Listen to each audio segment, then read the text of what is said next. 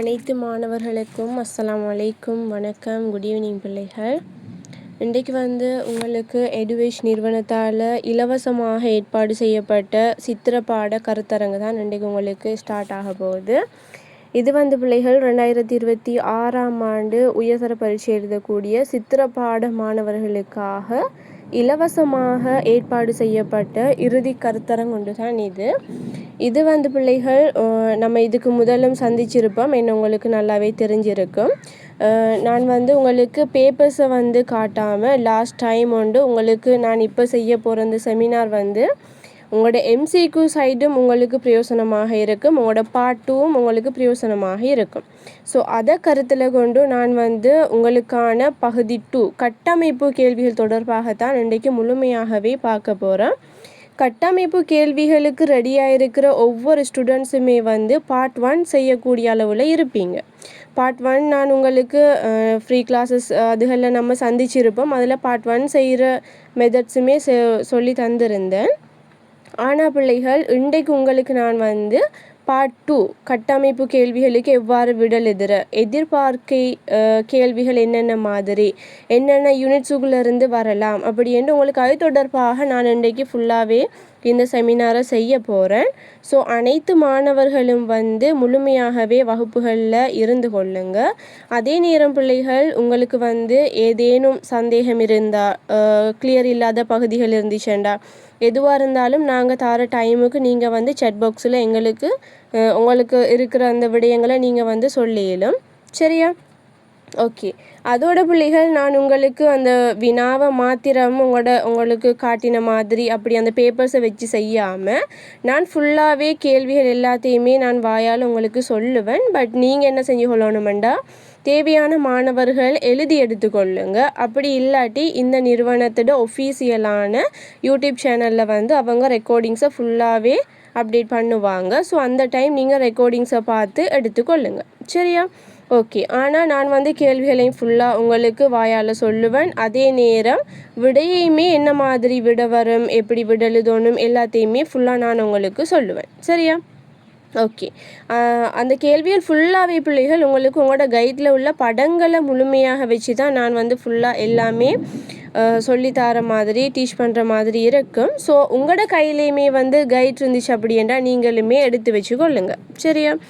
Okay. இது பிள்ளைகள் உங்களுக்கு 2 மணித்தியாலங்களை கொண்ட ஒரு செமினாராகத்தான் இருக்கும். இந்த செமினாரில் முழுமையாக பார்ட் 2 கட்டமைப்பு கேள்விகள் எவ்வாறு செய்கிற எப்படி விடலுதுற நம்மளோட பார்ட் 2 சித்திர பாடத்தில் பார்ட் 2 கட்டமைப்பு கேள்விகள் எடுத்துக்கொண்டோம்னா அது 2 மார்க்ஸ், 5 மார்க்ஸ், 8 மார்க்ஸ், இந்த 3 விதமாக உங்களோட புள்ளி திட்டம் இருக்கும். ஸோ இந்த புள்ளிகளுக்கு ஏற்ற மாதிரி எவ்வாறு விடல் எழுதுற, எப்படி உங்களோட அந்த விடை எழுதுகிற அந்த கட்டமைப்பை நீங்கள் ஒழுங்குபடுத்தி கொள்கிற, எவ்வாறு ஸ்டெப் பை ஸ்டெப்பாக நீங்கள் விடையை கொடுக்குறன்னு தான் இந்த கருத்தரங்கில் நீங்கள் முழுமையாகவே பார்க்க போகிறீங்க.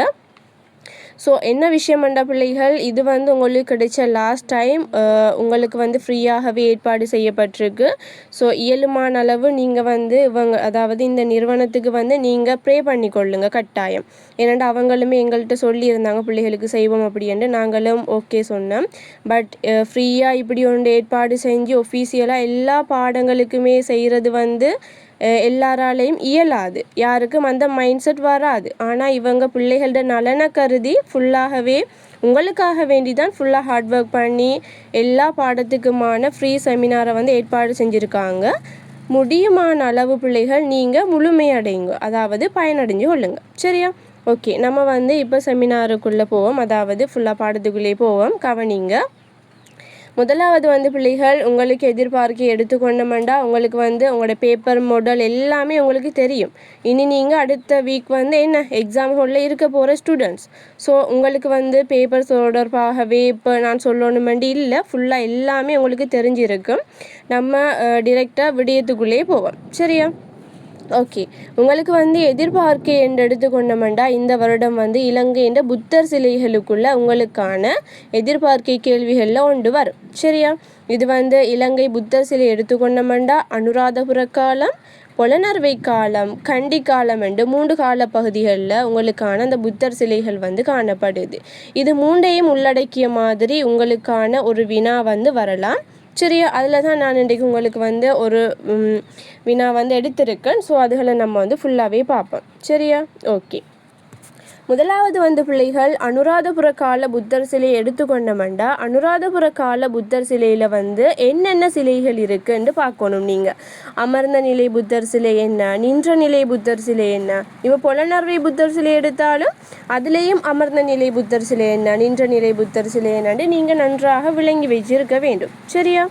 ஓகே. அனுராதபுர கால புத்தர் சிலை எடுத்துக்கொண்டோம்டா பிள்ளைகள் ஒன்று வந்து தொழுவிழா அமர்ந்த நிலை புத்தர் சிலை, அடுத்தது பங்குலிய புத்தர் சிலையுமே வந்து அமர்ந்த நிலை புத்தர் சிலை, அடுத்தது பாருங்க பிள்ளைகள் அவுக்கண புத்தர் சிலை, அடுத்தது வந்து இந்த இருக்கு பாருங்க மகா இலுப்பல்லம நின்ற நிலை புத்தர் சிலை, அடுத்தது சமாதி புத்தர் சிலை. இது மகாமௌனா பூங்காவில் காணப்பட்ட. இப்போ அனுராதபுர கால புத்தர் சிலை எடுத்துக்கொண்டோம்டா நீங்கள் விளங்கி இருக்க வேண்டிய முதலாவது விடயம் என்னண்டா என்னென்ன புத்தர் சிலை காணப்படுது. இப்போ அனுராதபுர கால புத்தர் சிலைகளில் எத்தனை புத்தர் சிலை இருக்குது, அனுராதபுர கால புத்தர் சிலைகளில் எத்தனை புத்தர் சிலைகள் இருக்குது, அதுகளோட பேர் என்ன, அது நின்ற நிலை புத்தர் சிலையா அமர்ந்த நிலை புத்தர் சிலையாண்டு விளங்கி வச்சுக்கொள்ளணும். அதோடு சேர்த்து பிள்ளைகள் இந்த புத்தர் சிலைகள் எல்லாமே வந்து என்ன கலை மரபை பின்பற்றி செதுக்கப்பட்டிருக்கு இதையும் நீங்கள் விளங்கி வச்சிருக்க வேண்டும். சரியா? ஏனெண்டா இதுகள் எல்லாமே இப்போ நான் சொன்ன விடயங்கள் வந்து உங்களுக்கு கட்டமைப்பு கேள்விகளில் 2 புள்ளிக்கு வரக்கூடிய அளவுலையும் இருக்கும், அதே நேரம் உங்களுக்கு MCQ பகுதிகள்லையுமே வந்து வரக்கூடிய அளவுலையும் இருக்கும். அப்போ இதுகளை நீங்கள் தெளிவாக விளங்கி எடுத்துக்கொண்டு படித்து கொண்டு போனீங்கண்டா உங்களுக்கு பார்ட் 2 அங்கால பக்கமும் செய்யலுமா இருக்கும், பார்ட் 1 MCQலையும் உங்களால் செய்யலுமா இருக்கும். சரியா? ஓகே.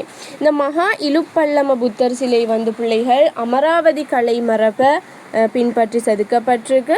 அடுத்தது அதுக்கு முதல் என்னண்டாமா உங்களுக்கு இலகுவாக இந்த கலை மரபை என்ன மாதிரி ஞாபகம் வச்சுக்கொள்கிற, உங்களுக்கு இலகுவாக இந்த கலை மரபை எவ்வாறு ஞாபகம் வச்சுக்கொள்கிறேன்ற ஒரு விடயம் நான் இந்த இடத்துல சொல்கிறேன். உங்களுக்கு லாஸ்ட் டைம் பிரயோசனமாக இருக்கும், MCQலையும் பயன்படும், இது பார்ட் 2லையும் பயன்படும். சரியா?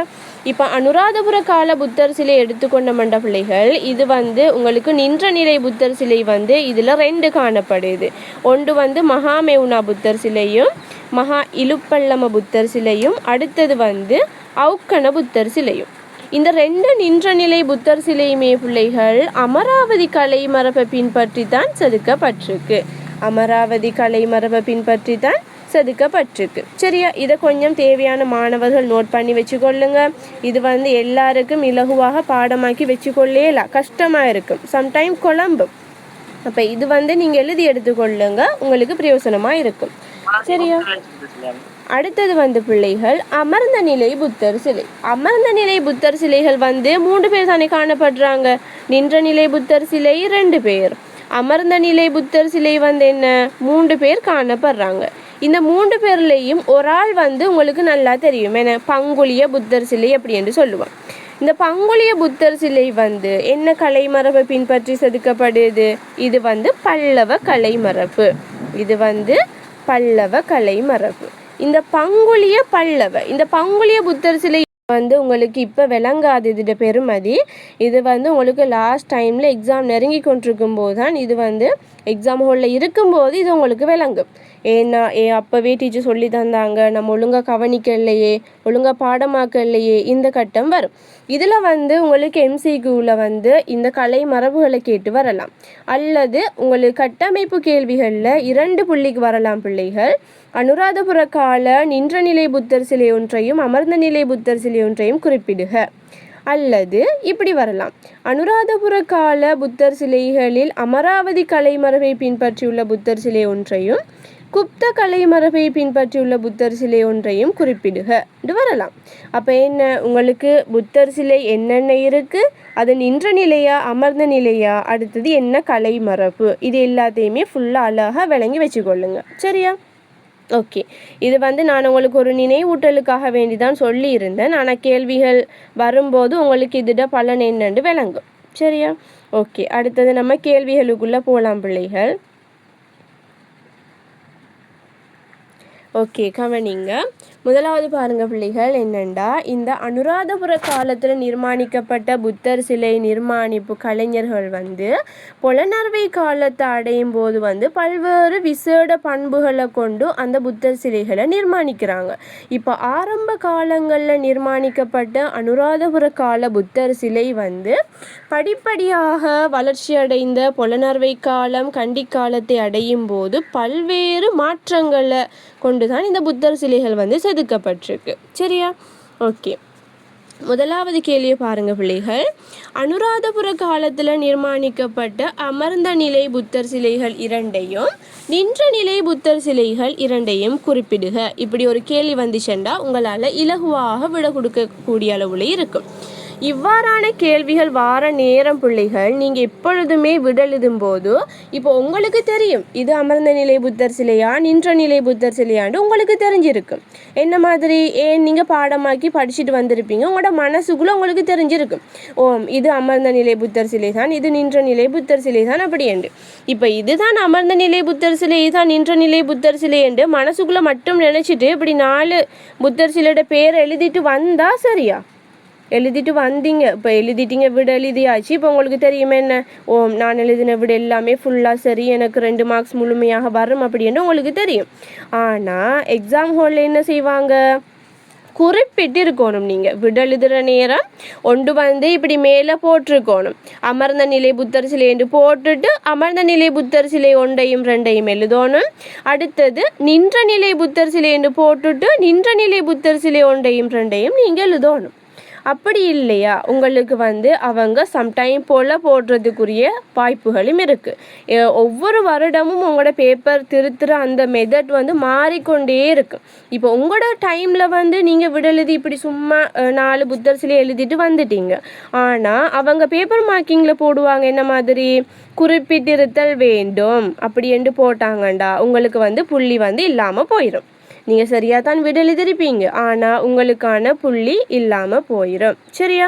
அப்போ இந்த இடத்துல என்ன கேள்வி, ஓவியமாக இருக்கட்டும், கட்டடமாக இருக்கட்டும், சிலைகளாக இருக்கட்டும், சிற்பமாக இருக்கட்டும், எவ்வாறான கேள்விகள் வந்தாலும் விட எழுதுகிற நேரம் நீங்கள் அவங்க கேட்டிருந்தாலும் சரி இல்லாட்டிலும் சரி நீங்கள் அதை குறிப்பிட்டு எழுதுறது எல்லாத்தையுமே விட சிறந்தது. உங்களுக்கு அந்த டைம் அப்படி சொல்லியோ இல்லையோ எப்படியும் உங்களுக்கு முழு புள்ளி வரும் தானே பிள்ளைகள். எழுதிட்டு வந்தீங்கன்னா உங்களுக்கான 2 மார்க்ஸ் கிடைக்கும் தானே. உங்களுக்கு நல்லா தெரியும், உங்களோட A லெவலில் பொறுத்த வரைக்கும் உங்களோட A லெவலில் எடுக்கிற ஒரு புள்ளியுமே உங்களுக்கு எந்த அளவு முக்கியத்துவம்னு உங்களுக்கு தெரியும். அப்போ 2 புள்ளி தானே, அது போல் தானே, அது பிரச்சனை இல்லைன்னு நினச்சிங்கண்டா அந்த 2 புள்ளியும் உங்களோட ரிசல்ட்ஸை கொண்டு போய் தலைகீழாக மாற்றி விட்டுரும், உங்களோட யூனிவர்சிட்டி கனவை சிதைச்சிரும். ஸோ ஒரு புள்ளியாக இருந்தாலும் அது பெருமதியானது உங்களோட A லெவல் லைஃப்பை பொறுத்த வரைக்கும். சரியா? அப்போ இப்படியான கேள்வி வார நேரம் கலை மரபு கேட்டிருந்தாலும் சரி, இப்போ அதாவது என்ன, அமராவதி கலை மரபு புத்தர் சிலை ஒன்றையும் அடுத்தது என்ன குப்த கலை மரபுண்டு கேட்டாலும் உங்களோட மனசுக்குள்ளே தெரிஞ்சிருக்கும் இது தானண்டு. இப்போ மனசுக்குள்ளே உள்ளதை மட்டும் வச்சுட்டு நீங்கள் விட எழுதிட்டு வந்தால் அது சரியில்லை. நீங்கள் கேட்குற கேள்வியை குறிப்பிடணும். மேலே ஒரு தலைப்பை வேறு கலர் பெண்ணால் போடுங்க, அமர்ந்த நிலை புத்தர் சிலை என்று போட்டுட்டு கீழே 2 புத்தர் சிலையும் எழுதுங்க. அடுத்தது நின்ற நிலை புத்தர் சிலை என்று போட்டுட்டு கீழே 2யும் எழுதுங்க. எழுதுனீங்கண்டா உங்களுக்கு அது மிகச்சரியான விடையாக இருக்கும். அவங்க பேப்பர் மார்க்கிங்கில் எப்படித்தான் அதை மாற்றினாலும் உங்களுக்கான புள்ளி உங்களை விட்டு போகாது. நீங்கள் எழுதினதுக்கான முழுமையான புள்ளி உங்களுக்கு கிடைக்கும். சரியா? ஓகே, இதை நான் உங்களுக்கு கட்டாயம் சொல்லணுமென்றே சொன்ன தேவையான மாணவர்கள் கவனத்தில் எடுத்து பயன்பெற்று கொள்ளுங்க. சரியா? ஓகே, அப்போ அமர்ந்த நிலை புத்தர் சிலை 2ம் நின்ற நிலை புத்தர் சிலையும் என்ன, அமர்ந்த நிலை புத்தர் சிலையில் பங்குலிய புத்தர் சிலை, மகாமெவுன அமர்ந்த நிலை புத்தர் சிலை, அடுத்தது தொழுவிழா புத்தர் சிலையை கொடுக்கலாம். நின்ற நிலை புத்தர் சிலையில் மகா இலுப்பல்லம புத்தர் சிலை, அடுத்தது அவுக்கண புத்தர் சிலை. கட்டாயம் குறிப்பிட்டு அந்த விடைகளை கொடுங்க. சரியா? ஓகே, 2வது கேள்வியை பார்க்குற நேரம் பிள்ளைகள் கேள்வி எழுதுங்க. தேவையான மாணவர்கள் குயிக்காக எழுதி எடுத்துக்கொள்ளுங்க, விடையுமே நோட் பண்ணுங்க. சரியா? ரெண்டாவது கேள்வி வந்து அனுராதபுர கால புத்தர் சிலைகளில் காணத்தக்க சிறப்பான ஆக்க பண்புகளை வந்து சுருக்கமாக குறிப்பிடுக அப்படின்ற 5 மார்க்ஸுக்கு வார நேரம். இப்போ இப்படியான கேள்வி வந்தால் எப்படி டீச்சர் விட எழுதுற? இப்போ பொதுவாகவே ஒரு புத்தர் சிலையை குறிப்பிட்டு கேட்டாங்கண்டா எங்களுக்கு எழுத தெரியும். ஆனால் இப்படி பொதுவான பண்புகளை கேட்டாங்கண்டா, பொதுவாக ஒரு கேள்வியை கேட்டாங்கண்டா, அனுராதபுர கால புத்தர் சிலைகளில் காணத்தக்க சிறப்பான ஆக்க பண்புகளை கேட்குறாங்க. இது வந்து பொதுவான ஒரு கேள்வி. பொதுவாக அனுராதபுர கால புத்தர் சிலைகள் எல்லாத்துலேயுமே உள்ள பொதுவான பண்புகள் என்ன அப்படி என்று கேட்குறாங்க. இந்த இடத்துல நீங்கள் என்ன மாதிரி விட கொடுக்கணுமெண்டா பிள்ளைகள், பொதுவாகவே இந்த புத்தர் சிலைகள் வந்து அனுராதபுர காலத்தில் இருக்குது அப்படின்டா இதில் வந்து ஒரு சில பொதுவான பண்புகள் இருக்குது. என்ன? அனுராதபுர கால புத்தர் சிலைகளுக்கே உரிய அந்த ஊடக அமைப்பு இருக்கும். அடுத்தது அவங்களோட ஆடை அணிகலன்கள் இருக்கும். அவங்களோட ஆடை இந்த புத்தர் சிலையோட காவியுடை தொடர்பாக இருக்கும். அடுத்தது அவங்களோட அந்த அதாவது என்ன, அவங்களோட விழிகள், அவங்களோட முகப்பாவனை, அவங்களோட தலைமுடி, அடுத்தது அவங்களோட ஆசன முறை, அடுத்தது வந்து என்ன, இந்த புத்தர் சிலைகள் தொடர்பாக உள்ள விடயங்களில் வந்து அதுக்கே உரிய பண்புகள் இருக்குது. நான் விடைய சொல்கிறேன் பிள்ளைகள், தேவையான மாணவர்கள் எழுதி எடுத்து கொள்ளுங்க. சரியா? ஓகே. முதலாவது நீங்கள் எப்பொழுதுமே ஒரு 5 மார்க்ஸாக இருக்கட்டும், ஒரு 8 மார்க்ஸாக இருக்கட்டும், இந்த கேள்விகளுக்கு விட எழுதுகிற நேரம் முதலாவது நீங்கள் அறிமுகம் கொடுக்கணும். முதலாவது என்ன? அறிமுகம் ஒன்று கொடுக்கணும் கட்டாயம். சரியா? யாரும் ஸ்க்ரீனில் கீறாதீங்க. ஃபைனல் டைம் உங்களுக்காகவே ஏற்பாடு செய்யப்பட்ட இலவச கருத்தரங்கு இது. ஸோ இயலுமான அளவு பயனடைங்க தவிர மற்ற மாணவர்களுக்கு இடையூறாக இருக்காதீங்க. சரியா? ஓகே. முதலாவது வந்து பிள்ளைகள் நீங்கள் அறிமுகம் கொடுக்கணும். என்ன மாதிரி அறிமுகம் கொடுக்குற? இப்போ பாருங்கள், இலங்கையின் புத்தர் சிலைகள் ஆரம்பமாக நிர்மாணிக்கப்பட்ட காலமாக அனுராதபுர காலம் காணப்படுகின்றது. இக்காலத்தில் நிர்மாணிக்கப்பட்ட சிலைகள் வந்து பல சிறப்பியல்புகளை கொண்டு நிர்மாணிக்கப்பட்டுள்ளது. சரியா? இப்போ இவ்வளோதான் அறிமுகம் கொடுக்க சொல்லிட்டாங்க அப்படின்னு போட்டு அப்படி பந்தி கணக்கில் ஃபுல்லாக கட்டுற மாதிரி கொடுத்துடக்கூடா. வடிவாக ஒரு 3-4 வரி வார மாதிரி வடிவாக ஸ்டெப் பை ஸ்டெப்பாக உங்களோட விடையை கொடுக்கணும். ஒவ்வொரு பந்தியில் ஒரு விடை கொடுக்குறீங்கன்னா அடுத்த கோடு விட்டுட்டு வடிவாக புதிதாக அடுத்த விடையை ஸ்டார்ட் பண்ணணும். ஃபுல்லாக தமிழ் பாடம் வரலாறு பாடங்களில் மாதிரி இப்படியே கட்ட அவங்களோட விடையை எழுதுறல, பந்தியாக உங்களோட விடையை எழுதுறல. சரியா பிள்ளைகள்? நீங்கள் வந்து முழுமையாகவே உங்களோட விடையை வந்து வடிவாக ஸ்டெப் பை ஸ்டெப்பாக ஆர்ட் பாடத்தை பொறுத்த வரைக்கும் நீங்கள் இப்படி விடையை கொடுக்கணும். சரியா? ஓகே. அடுத்தது என்ன மாதிரி என்ற பிள்ளைகள், அடுத்த பந்தியில் வடிவாக கொடுங்க. இக்கால புத்தர் சிலைகள் முழுமையாக கருங்கல்லை ஊடகமாக கொண்டு நிர்மாணிக்கப்பட்டுள்ளது. இந்த கேள்வி வந்து 5 மார்க்ஸுக்குரிய கேள்வி. 5 மார்க்ஸுக்குரிய விடையை தான் நான் சொல்லி கொண்டிருக்கேன். சரியா? ஓகே. இப்போ அடுத்தது என்ன? ஊடகம் தொடர்பாக கொடுங்க. இப்போ அனுராதபுர கால புத்தர் சிலைகள் செதுக்கப்பட்டிருக்கிற ஊடகம் என்ன மாதிரி, இது தொடர்பாக சொல்லுங்க. அப்போ பாருங்கள் பிள்ளைகள், என்ன? இக்கால புத்தர் சிலைகள் முழுமையாக கருங்கல்லை ஊடகமாக கொண்டு நிர்மாணிக்கப்பட்டுள்ளது. முழு கட்பாறை, அடுத்தது வந்து என்ன, அதாவது முழு கட்பாறையில் செதுக்கி உயர் புடைப்பு நுட்ப முறையில் வந்து இங்குள்ள சிலைகள் வந்து செதுக்கப்பட்டுள்ளதோட இதுண்ட ஆசன முறையை நீங்கள் சொல்லணும். அடுத்தது என்ன? ஆசன முறையை வந்து நீங்கள் சொல்லணும். என்னென்ன ஆசன முறையில் அனுராதபுர கால புத்தர் சிலைகள் செதுக்கப்பட்டிருக்கு. உதாரணமாக பத்மாசனம், வஜிராசனம் போன்ற ஆசனத்தில் அமர்ந்த நிலை புத்தர் சிலை அமர்ந்தவாறும் நின்ற நிலை புத்தர் சிலை நின்றவாறும், அதாவது சமபங்க திரிபங்க நிலையில் காணப்படுகின்றது. சரியா? இவ்வாறு ஆசன முறையை வடிவான முறையில் கொடுங்க. அடுத்தது வந்து பிள்ளைகள், அடுத்த பந்தியில் வடிவாக கொடுங்க. என்ன மாதிரி? இவங்கட அந்த ஆடை அமைப்பு, அனுராதபுர கால புத்தர் சிலைகளோட ஆடை அமைப்பை கொடுங்க. ஆடை அமைப்பு என்ன மாதிரி இருக்கு? இக்கால புத்தர் சிலைகளானது ஒற்றை மடிப்புகளுடனான காவி உடையினூடாக உடலுடன் ஒட்டி உடல் அங்கங்கள் ஊடுருவி தெரியும் வகையில் ஒரு தோல் பகுதியை மூடியவாறு காவியுடை காணப்படுகின்றது. என்ன அனுராதபுர கால புத்தர் சிலைகளோட ஆடை அமைப்பை பற்றி சொல்லியிருக்கேன். சரியா? அடுத்தது வந்து பிள்ளைகள் ஆசன முறையையும் முத்திரை அமைப்பையும் மிக தெளிவாக காணக்கூடியவாறு அனுராதபுர கால புத்தர் சிலைகள் செதுக்கப்பட்டுள்ளது. சரியா? இதோட முடிங்க இந்த பந்தியை. அடுத்த பந்தி ஸ்டார்ட் பண்ணுங்க. அடுத்த பந்தி அடுத்தது வடிவா ஸ்டார்ட் பண்ணுங்க. இது வந்து ஃபுல்லாகவே இந்த தலைப்பகுதி என்று எடுத்துக்கொள்ளுங்க. தலைப்பகுதி என்ற என்ன? அதில் முகம், கண், மூக்கு, வாய், உதடு, நெற்றி எல்லாமே வரும். முகப்பாவனை எடுத்துக்கொண்ட வேண்டாம். அத்தோட பிள்ளைகள் அடுத்த பந்தியில் வடிவா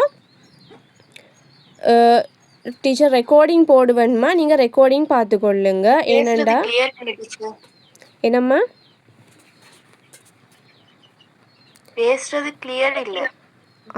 என்ன விஷயம்ண்டா குட்டீஸ், இங்கே வந்து சரியான மழை, அதோட இடி முழக்கமும் தான் இருக்குது டீச்சர். அதோட தான் நான் உங்களுக்கு செமினார் செஞ்சு கொண்டிருக்கேன். அதுதான் நெட்வொர்க் பிரச்சனை போல். இப்போயும் வாய்ஸ் கிளியர் இல்லாமையா இருக்குது? ஓகே, இப்போ ஓகேயா? ஓகேம்மா, ஓகே. அடுத்த பந்தியில் ஸ்டார்ட் பண்ணுங்க. அடுத்த பந்தியில் கொடுங்க. என்ன மாதிரி? அத்தோட பிள்ளைகள் வட்ட வடிவிலான முகம், பெரிய காது. ஓகேம்மா, ஓகே.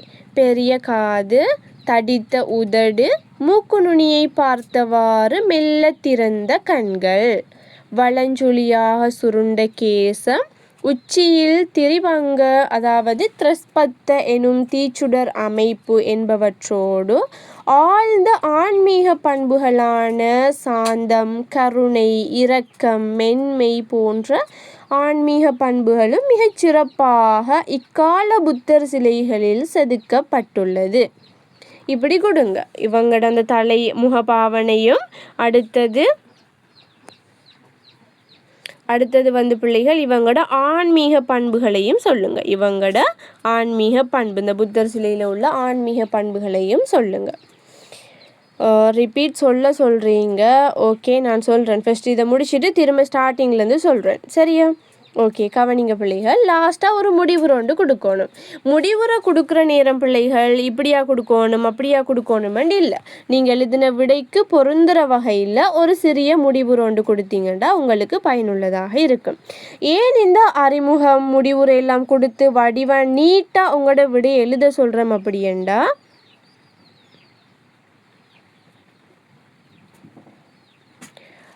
டைம் இல்லாத பட்சத்தில் பிள்ளைகள் நீங்கள் பாயிண்ட்ஸ் கொடுக்குறது சரியா பிள்ளையாண்டு கேட்டால் எனக்கு அது வந்து சரியாக சொல்ல தெரியல. நீங்கள் வந்து இயலுமான அளவு டைமை மேனேஜ் பண்ணி எழுதி பழகணும். ஏ-லெவலில் பொறுத்த வரைக்கும் டைம் ரொம்ப ரொம்ப முக்கியம். நீங்கள் வீட்டில் ஃப்ரீயாக இருக்கிற நேரம், ஸ்கூல்களில் இருக்கிற நேரம், ஸ்கூலில் டேர்ம் எக்ஸாம் செய்கிற நேரம் டைமுக்குள்ளே விட எழுதி பழகணும். ஆரம்பத்திலேருந்து நீங்கள் விட எழுதி உங்களோட கை பழகினா தான் உங்களுக்கு ஃபைனல் டைம்லையும் டைமுக்குள்ளே விடலுது படும். சரியா? ஓகே. அப்படியுமே உங்களுக்கு டைம் இல்லாத கட்டம் வந்துச்சுன்னா கேள்வியை சும்மா விட்டு வராதிங்க. பாயிண்ட்ஸ் அடிப்படையிலையும் கொடுத்துட்டு வாங்க. அதில் பிரச்சனை இல்லை. உங்களுக்கு 5க்கு 2, 3 மார்க்ஸ் சரி வரும் தானே, ஃபுல்லாக கிடைக்காட்டியும். சரியா? ஓகே. லாஸ்ட்டாக எப்படி முடிவுரை கொடுக்கணுமெண்டா பிள்ளைகள், பாயிண்ட்ஸ் என்றபடியாலம்மா, பாயிண்ட்ஸ் என்றா வெறும் பாயிண்ட்ஸை மட்டும் இப்படி வெறும் 5 மார்க்ஸுக்கு இப்படி 5 கோடு இல்லையா கொடுத்துப்பட்டு வருவீங்க. ஏ-லெவலுக்கு விடலுதுற முறையாது இல்லையே. வடிவாக ஒவ்வொரு விடயத்தையும் விளக்கி அழகாக ஸ்டெப் பை ஸ்டெப்பாக ஒன்று கீழே ஒன்று பந்தி அமைப்பில் தான் நீங்கள் கொடுக்கணும். இயலுமான அளவு நீங்கள் அதுக்கு ரெடி ஆகுங்க. இப்போ நீங்கள் இன்றைக்கு ஃபஸ்ட் டைம் எங்களோட டீச்சிங் மெத்தடில் நீங்கள் படிக்கிறீங்க அப்படின்டா இன்றையிலேருந்து ஒரு 2 டேஸுக்கு சரி ப்ராக்டிஸ் எடுங்க, எழுதி பழகுங்க. ஒவ்வொரு கேள்விக்கும் விட எழுதி பழகுங்க. லாஸ்ட் டைம் உங்களுக்கு இது பெரிய ஒரு பயனுள்ளதாக இருக்கும். சரியா? ஓகே. லாஸ்ட்டாக ஓம் அதாவதுமா நான் உங்களுக்கு சொல்கிறது உங்களுக்கு கிளியர் இல்லைன்னு நினைக்கிறேன்.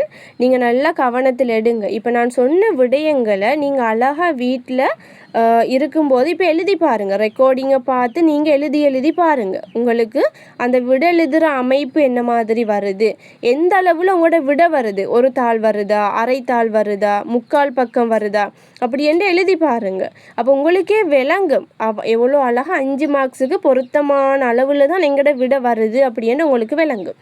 சரியா? ஓகே, முடிவுரை என்ன மாதிரி கொடுக்கணுமெண்டா பிள்ளைகள், இக்கால புத்தர் சிலைகளின் ஆக்கத்திறன், கலை பண்பு போன்றன மேலே குறிப்பிடப்பட்டவாறு மிகச்சிறப்பாக காணப்படுகின்றது. இப்படி சும்மா ஷார்ட்டாக ஒரு முடிவுரை ஒன்றை கொடுத்து விடுங்க. நான் ஸ்டார்டிங்லேருந்து சொல்கிறேன், தேவையான பிள்ளைகள் எழுதிடுங்க. அதே நேரம் விடுபட்ட பகுதிகள்லையுமே வந்து எழுதி கொள்ளுங்க. சரியா? ஓகே, கேள்வியை பாருங்கள் பிள்ளைகள். ஃபர்ஸ்ட்டுக்கு ரெண்டாவது கேள்வி தான் இது. அனுராதபுர கால புத்தர் சிலைகளில் காணத்தக்க சிறப்பான ஆக்க பண்புகளை சுருக்கமாக விளக்குக. 5 புள்ளிக்குரிய ஒரு கேள்வி தான் இது. சரியா? இந்த கேள்விக்கு விட எழுதுகிற நேரம் நான் விடைய ஃபுல்லாகவே அழகாக மெதுவாக சொல்லிட்டு போகிறேன், கவனிங்க. இலங்கையின் புத்தர் சிலைகள் ஆரம்பமாக நிர்மாணிக்கப்பட்ட காலமாக அனுராதபுர காலம் காணப்படுகின்றது. இக்காலத்தில் நிர்மாணிக்கப்பட்ட சிலைகள் பல சிறப்பியல்புகளை கொண்டு காணப்படுகின்றது. சரியா? இது முதலாவது பாயிண்ட்ஸ், அதாவது முதலாவது பந்தியில் கொடுங்க அறிமுகமாக. அடுத்த பந்தியில் கொடுங்க என்ன மாதிரி, இக்கால புத்தர் சிலைகள் முழுமையாக கருங்கல்லை ஊடகமாக கொண்டு நிர்மாணிக்கப்பட்டுள்ளதோடு முழு கட்பாறையில் செதுக்கி உயர் புடைப்பு நுட்ப முறையில் சிலைகள் செதுக்கப்பட்டுள்ளது. அத்தோடு பத்மாசன, வஜிராசனம் போன்ற ஆசனத்தில் அமர்ந்த நிலை புத்தர் சிலைகள் அமர்ந்தவாறும் நின்ற நிலை புத்தர் சிலைகள் நின்றவாறும் சமபங்க திரிபங்க நிலையிலும் காணப்படுகின்றது.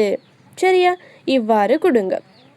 அடுத்த பந்தியில் வடிவாக கொடுங்க என்ன மாதிரி, அத்தோடு இக்கால புத்தர் சிலைகளானது ஒற்றை மடிப்புகளுடனான காவி உடையினூடாக உடலுடன் ஒட்டி உடலங்கங்கள் ஊடுருவி தெரியும் வகையில் ஒரு தோல் பகுதியை மாத்திரம் மூடியவாறு காவியுடை காணப்படுகின்றது.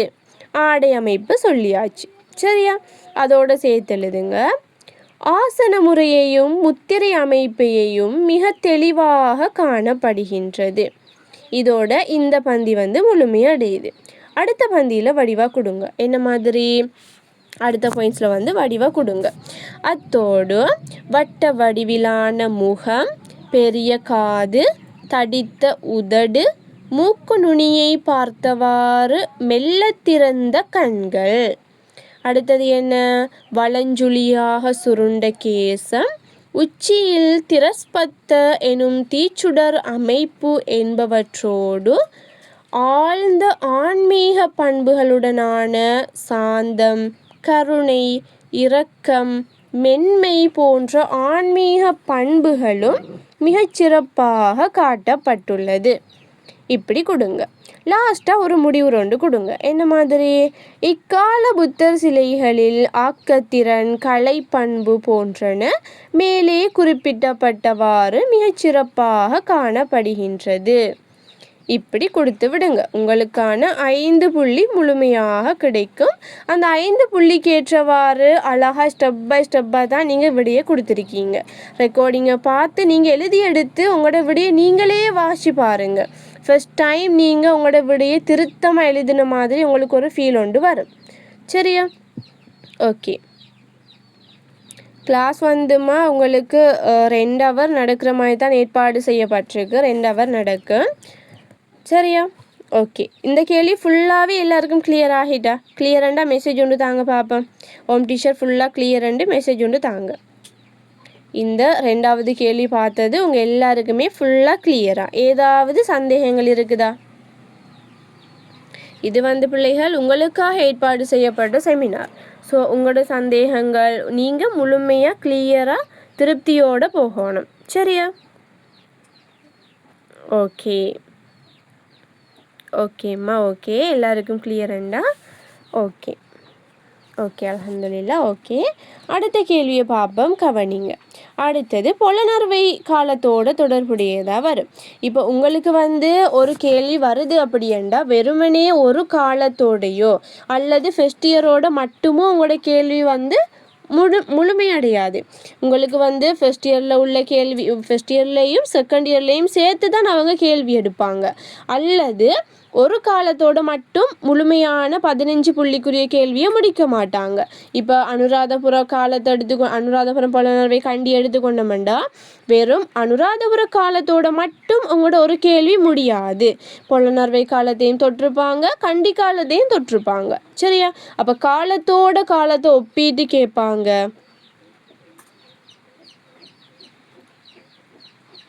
காலத்தோட காலத்தை ஒப்பிட்டு கேட்பாங்க பிள்ளைகள், அல்லது ஓவிய கலைஞர்கள் ஒப்பிட்டு கேட்பாங்க, அல்லது கட்டட அமைப்புகளை ஒப்பிட்டு கேட்பாங்க, அல்லது ஃபர்ஸ்ட் இயரில் உள்ளதையும் செகண்ட் இயரில் உள்ளதையும் ஒப்பீட்டு ரீதியாக கேட்பாங்க.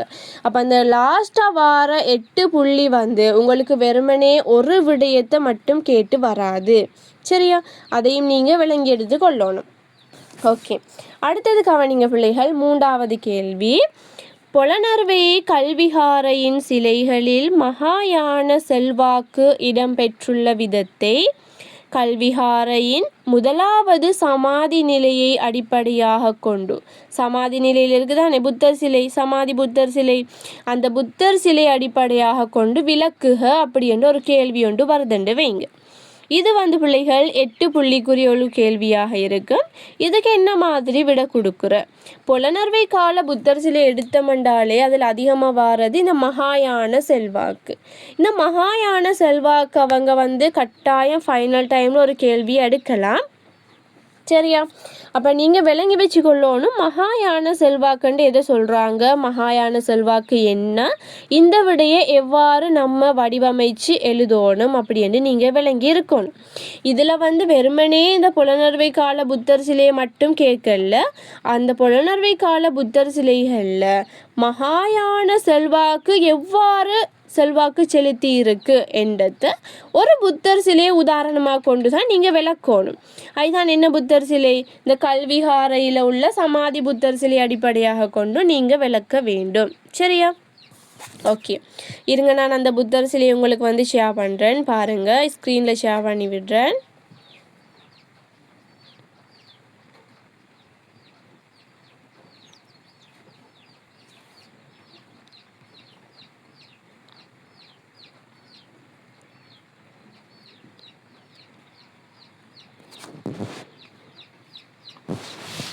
இங்கே பாருங்க, கல்விகாரையின் அமர்ந்த நிலை புத்தர் சிலை. சரியா? இந்த புத்தர் சிலையில் தானே என்னவா மகாயான செல்வாக்கு காணப்படுது அப்படின்றது அவங்க வந்து விளக்க சொல்லியிருக்காங்க. சரியா? அப்போ நீங்கள் அழகாக வடிவ விளக்கணும். இதில் வந்து என்ன மாதிரி அந்த மகாயான செல்வாக்கு காணப்படுது, அதை எவ்வாறு நம்ம விட எழுதுகிற, எவ்வாறு கட்டமைக்கிற, இந்த விடயங்கள் நீங்கள் வந்து கட்டாயம் தெரிஞ்சிருக்க வேண்டும். சரியா பிள்ளைகள்? ஓகே, முதலாவது பாருங்க, இந்த கல்விகாரை புத்தர் சிலை எடுத்துக்கொண்டோம்னா இது வந்து உங்களுக்கு அதிகமாகவே எம்சிக்யூவில் போடுவாங்க. இந்த படத்தை போடுவாங்க, அல்லது இந்த இருக்கிற இந்த படத்தை போடுவாங்க, அல்லது இந்த வெறும் இந்த முகத்துண்டை மட்டும் போடுவாங்க. எம்சிக்யூவில் அவங்க கேள்விகள் போடுற நேரம் பிள்ளைகள் இந்த உங்களோட கைடில் உள்ள படங்களில் ஏதாவது ஒரு சிறிய சிறிய பகுதியை தான் போடுவாங்க. அப்போ தான் உங்களை டக்குன்னு கண்டுபிடிக்கலாம். எல்லாரையும் பாஸ் ஆக விட்டுருவாங்களா அவங்க? இல்லையே, எங்கேயாவது ஒரு புள்ள நல்லா ஆழ்ந்து படித்தா தான் அந்த புள்ள மட்டும் நல்லா கூடுதலான புள்ளி எடுக்கிற அளவுக்கு தான் அவங்க பேப்பரை ரெடி பண்ணுவாங்க. அப்போ நீங்கள் உங்களோட கைடில் உள்ள ஒவ்வொரு சின்ன படத்தை கூட விட்டுறக்கூடா. முழுமையாகவே அந்த படங்கள் அவதானித்து என்ன படம் எங்கே இருக்குது இது தொடர்பான விடயங்களை நீங்கள் முழுமையாக விளங்கி எடுக்கணும். சரியா? ஓகே, இந்த கேள்விக்கு என்ன மாதிரி விட வரும் அப்படின்ற பிள்ளைகள் நன்றாக கவனிங்க. இது வந்து என்ன மாதிரி, முதலாவது ஒரு அறிமுகம் ஒன்று கொடுங்க. எப்படி கொடுக்குற? ஆரம்ப காலத்தில் அனுராதபுர காலத்தில் நிர்மாணிக்கப்பட்ட புத்தர் சிலையானது படிப்படியாக புலனறுவை காலத்தை அடையும் போது சற்று மாற்றத்துக்குள்ளாகி நிர்மாணிக்கப்பட்டுள்ளது. இது வந்து ஷோர்ட்டாக அழகான ஒரு அறிமுகமாக இருக்கும். சரியா? இப்போ அறிமுகம் ஏன் கொடுக்குறேன்டா பிள்ளைகள், நம்ம வந்து இப்போ இதைத்தான் சொல்ல போகிறோம் அப்படின்ட்டு அவங்களுக்கு விளங்கணும். இது தொடர்பாகத்தான் நாங்கள் கீழே பார்க்க போகிறோம் அப்படி என்று விளக்குறதுக்காக வேண்டிதான் மேலே ஒரு சுருக்கமான அறிமுகம் ஒன்று கொடுக்குறேன். சரியா? ஓகே, அடுத்தது கொடுங்க பிள்ளைகள். என்ன மாதிரி? பொலனறுவை கல்விகாரையில் உள்ள புத்தர் சிலைகள் அமர்ந்த நிலை, நின்ற நிலை, உறங்கு நிலை போன்ற பல்வேறு நிலைகளில் புத்தர் சிலைகள் காணப்படுகின்றது. வாய்ஸ் கிளியர் இல்லைண்டா குட்டி, இங்கே சரியான மழை மாய்தான் வாய்ஸ் கொஞ்சம் கிளியர் இல்லாமல் இருக்குது. சரியா? இடைக்கிட நல்லா இடைக்கிட தான் கிளியர் இல்லாமல் போகுதுன்னு நினைக்கிறேன். என்னோட சரியான மழை ஐத்தான் தெரியும் தானே நம்ம நாட்டில் இப்போ காலநிலை என்ன மாதிரி இருக்குண்டு. நாளைக்கு உங்களுக்கு எக்ஸாம் எப்போ தள்ளுறவா அல்லது எக்ஸாம் உரிய டேட்டில் நடக்குமா அப்படின்ட்டு ஒரு நியூஸ் ஒன்று அப்டேட் பண்ணுவாங்க போல். எல்லோரும் வெயிட் பண்ணி பார்ப்போம் என்ன நடக்குது அப்படின்ட்டு. ஒவ்வொரு வருடமும் எக்ஸாமோடு சேர்த்து எப்படியோ நம்மளுக்கு வெள்ளமும் வந்துடுது. ஓகே, ஆனாலும் நீங்கள் வெள்ளம் தானே எக்ஸாமை தள்ளிடுவாங்கன்ற நம்பிக்கையில் மட்டும் இருக்காதீங்க பிள்ளைகள். எப்போ தள்ளினாலும் நம்ம தானே எக்ஸாம் எழுதணும். அப்போ எப்போ இன்றைக்கு எக்ஸாம் வச்சாலும் எழுதக்கூடிய அளவுக்கு நீங்கள் ரெடியாக இருக்கணும். சரியா? ஏனெண்டா ரிசல்ட்ஸ் வந்தது பிறகு யாரும் சொல்ல போகிறல்ல, இந்த பிள்ளைக்கு எக்ஸாம் டைமில் ஃபுல்லாகவே உங்களுக்கு ஃபுல் ரெக்கார்டிங் கிடைக்கும். கிளாஸில் ஃபுல் ரெக்கார்டிங் கிடைக்கும். சரியா? எக்ஸாம் செய்யும்போது இந்த பிள்ளைக்கு வெள்ளம் வந்துட்டு அதனால் இந்த பிள்ளை ரிசல்ட்ஸ் குறைஞ்சிட்டு அப்படின்னு யாருமே நம்மளுக்கு சொல்ல போகிற இல்லை. எக்ஸாம் ரிசல்ட்ஸ் எடுக்காட்டி நல்லா பேசுகிறதுக்கு மட்டும் லைனில் நிற்பாங்க. ஸோ எதையுமே கவனத்தில் எடுக்காமல் எப்படித்தான் மழை வெள்ளம் வந்தாலும் நீங்கள் படிக்கிறதுல மட்டும் முழுமையான கவனத்தை செலுத்துங்க. சரியா? ஓகே, கவனிங்க பிள்ளைகள். அடுத்த பந்தியில் என்ன மாதிரி கொடுக்குற அடுத்தபடியை பார்ப்போம். பொலனறுவை கல்விகாரையின் பாரிய அமர்ந்த நிலை புத்தர் சிலையானது முழுமையாக கல்லை ஊடகமாக கொண்டு நிர்மாணிக்கப்பட்டுள்ளது. ஊடக அமைப்பு சொல்லியிருக்கு. சரியா? அதோடு சேர்த்து என்ன மாதிரி எழுதுற? இச்சிலை வஜிராசனத்தின் மீது அமர்ந்திருப்பதோட இருபுறத்திலும் வஜிராசனத்திற்குரிய வஜிர குறியீடும் சிம்மாசனத்திற்குரிய சிம்ம குறியீடும் சிறப்புடைப்பு முறையில் செதுக்கப்பட்டுள்ளது.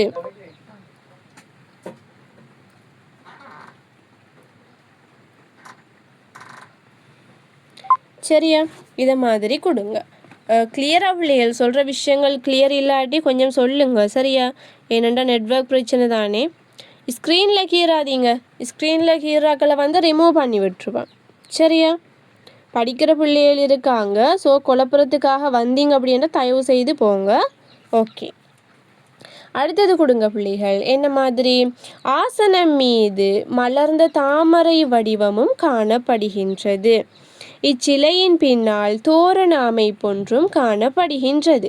இப்போ என்ன கேட்குறாங்க? பொதுவான பண்பு கேட்டால் நம்ம பொதுவாக கொடுக்கலாம். ஆனால் இந்த கேள்வி எப்படி கேட்குறாங்க? ஒரு புத்தர் சிலை அடிப்படையாக வச்சு நம்ம மகாயான செல்வாக்கு எவ்வாறு செலுத்தி இருக்குன்னு சொல்லணும். அதுதான் இந்த இருக்கிற கல்விகாரையின் அமர்ந்த நிலை புத்தர் சிலை அடிப்படையாக வச்சு சொல்கிறோம். அப்போ இந்த கல்விகாரையின் அமர்ந்த நிலை புத்தர் சிலைக்கே உரிய பண்புகளையும் நீங்கள் கட்டாயம் சொல்ல வேண்டும். சரியா? ஓகே, அடுத்தது பாருங்க பிள்ளைகள். என்ன மாதிரி? 15 அடி. அடுத்த பந்தியில் வடிவாக கொடுங்க. 15 அடி உயரமுடைய இச்சிலையானது வீராசன முறையில் உள்ளதுடன் கைகள் தியான முத்திரையை குறிக்கின்றது. அப்போ இங்கே பாருங்க, இந்த புத்தர் சிலையோட ஆசன அமைப்பையும் சொல்லி இதுண்ட கையில் உள்ள முத்திரை அமைப்பையுமே நம்ம சொல்கிறோம். சரியா? அடுத்தது இந்த புத்தர் சிலையோட ஆடை அமைப்பை பற்றி சொல்லணும்.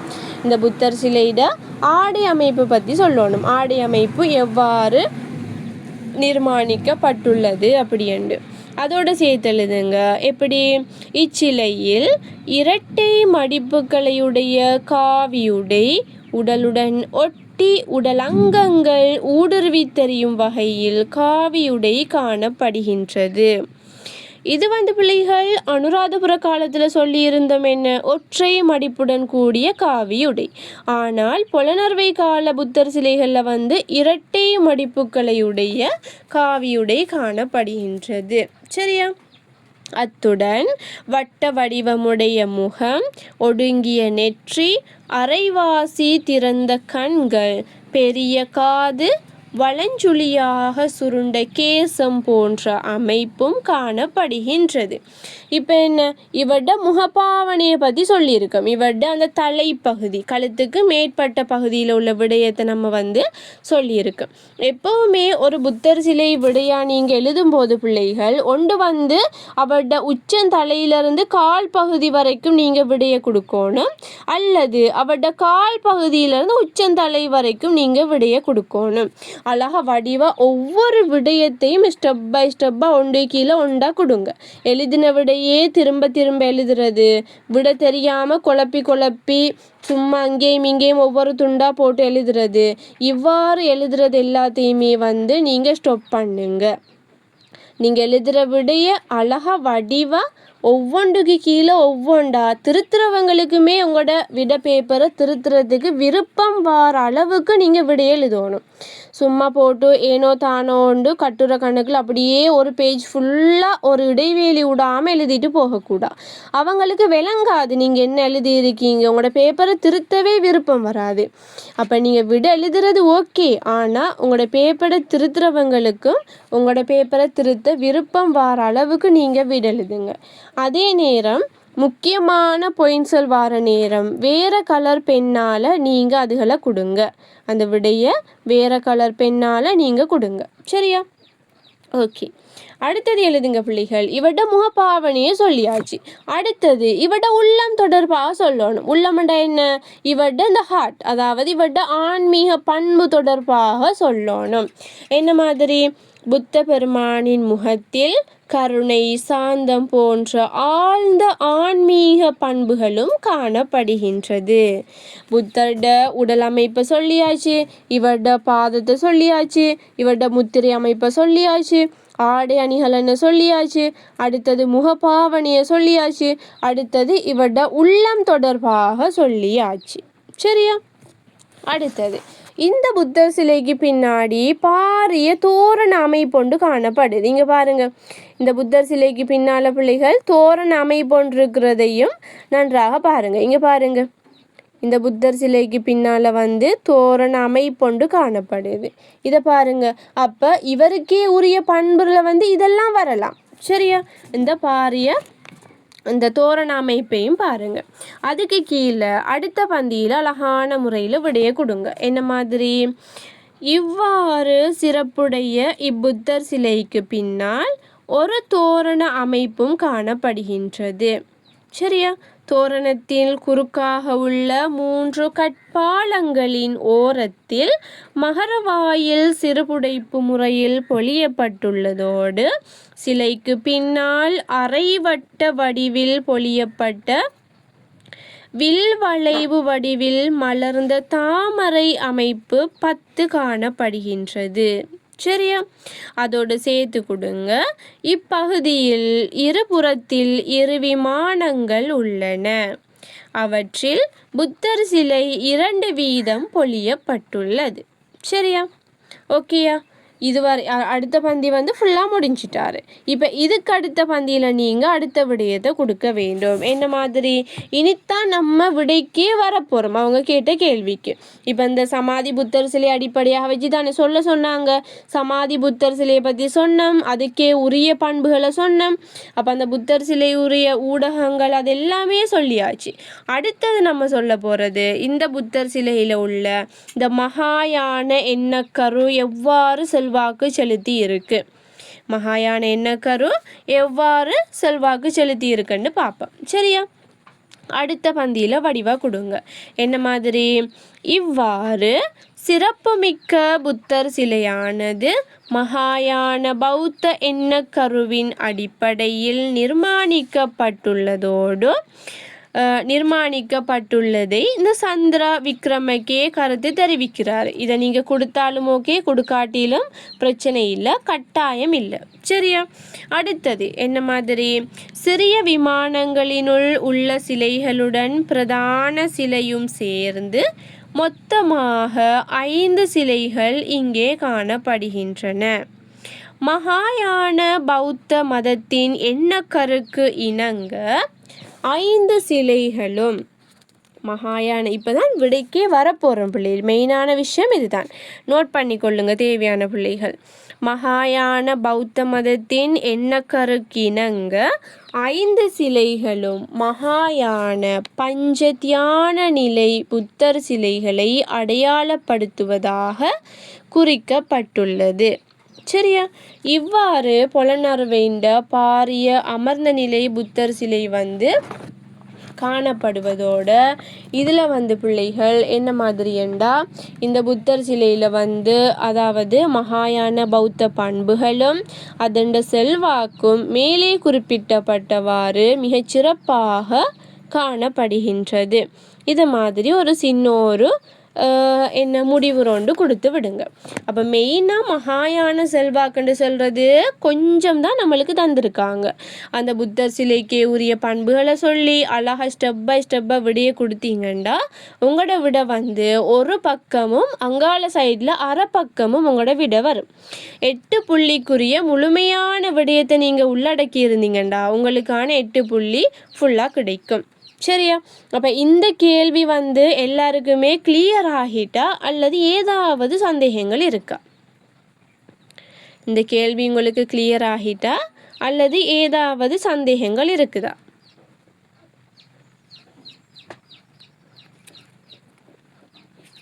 சொல்லுங்க பாப்போம்.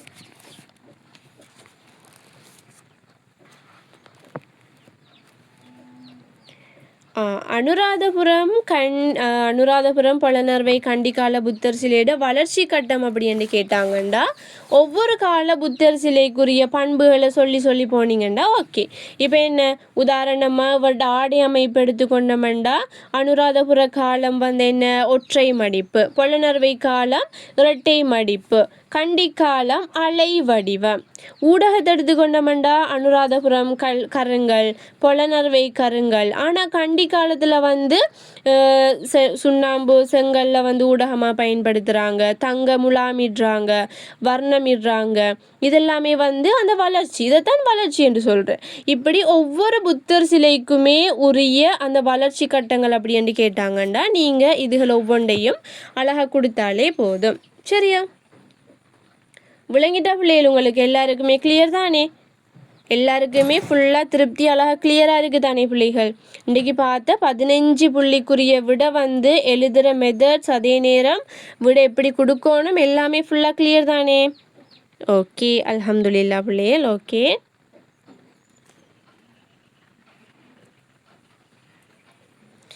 ஓகேம்மா. Okay okay. இப்போ நான் பார்த்த பிள்ளைகள் உங்களுக்கு 2 hours தானே செமினார் இலங்கை கலையில் உண்டு, இந்தியாவில் உண்டு, ஐரோப்பாவில் உண்டு. டைம் இருந்தால் பார்ப்போம்னு பார்த்தேன். அடுத்த கலையில் ஒரு கேள்வி உண்டு பார்ப்பேன். சரியா?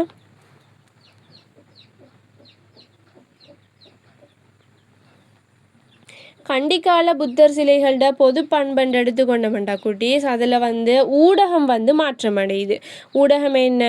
செங்கல் சுண்ணாம்பு சாந்து, அடுத்தது தங்க முலாமிடுறது, அடுத்தது என்ன அவங்களோட அந்த வர்ணமிடுறது. இதெல்லாமே கண்டிக்காலத்துக்கே உரியதாக இருக்குது.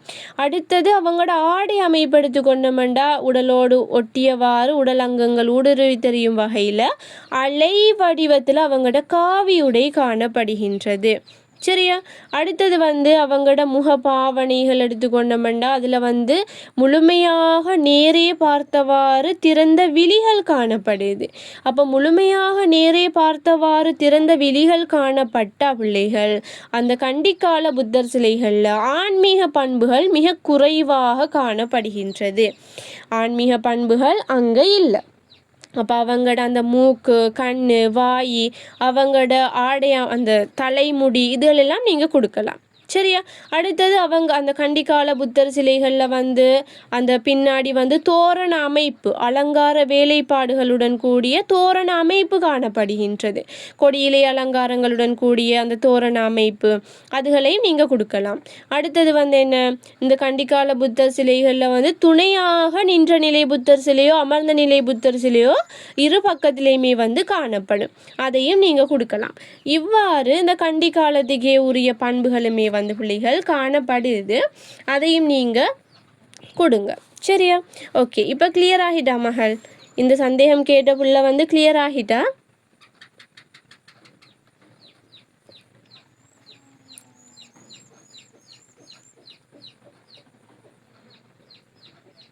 கிளியர் ஆகிட்டாம்மா? கொஞ்சம் சொன்னா நல்லா.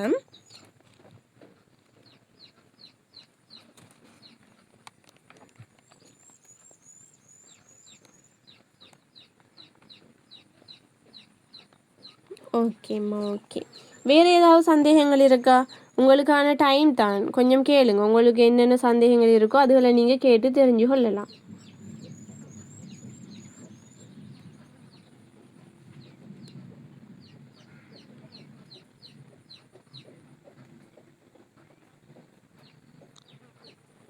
கிளியரா பிள்ளைகள்?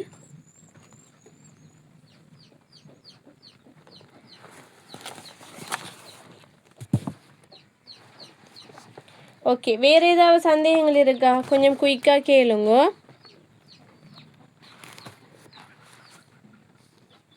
ஓகே, நம்ம வந்து அடுத்ததுக்குள்ளே போவோம்.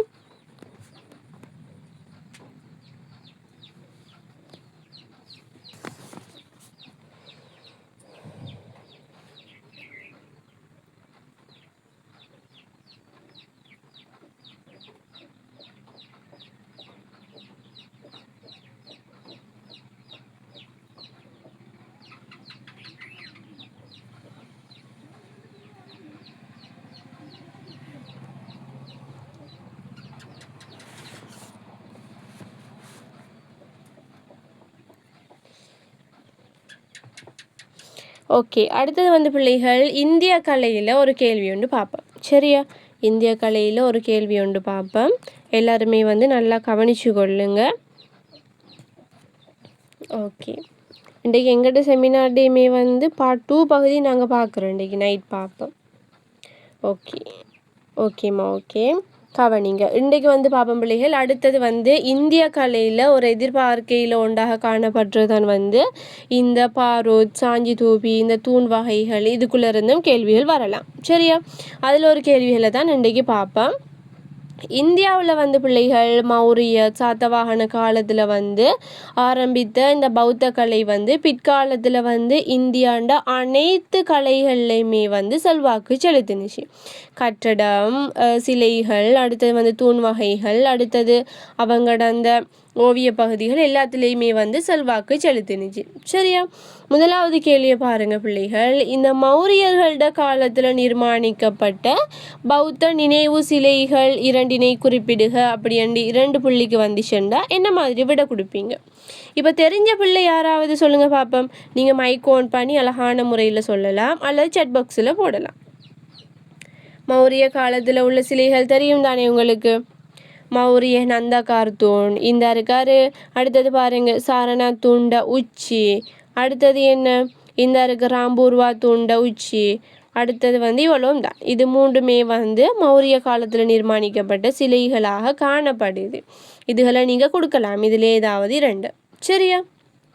ஓகே, அடுத்த கேள்வியை பாருங்க பிள்ளைகள். பிள்ளைகள் கிளியர் தானே? ஃபர்ஸ்ட் வந்து பார்த்தது விளங்கிட்டு தானே?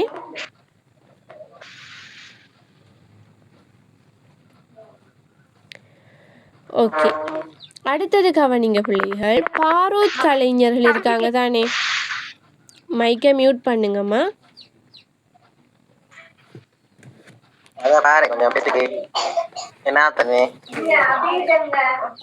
மைக்கை மியூட் பண்ணுங்க.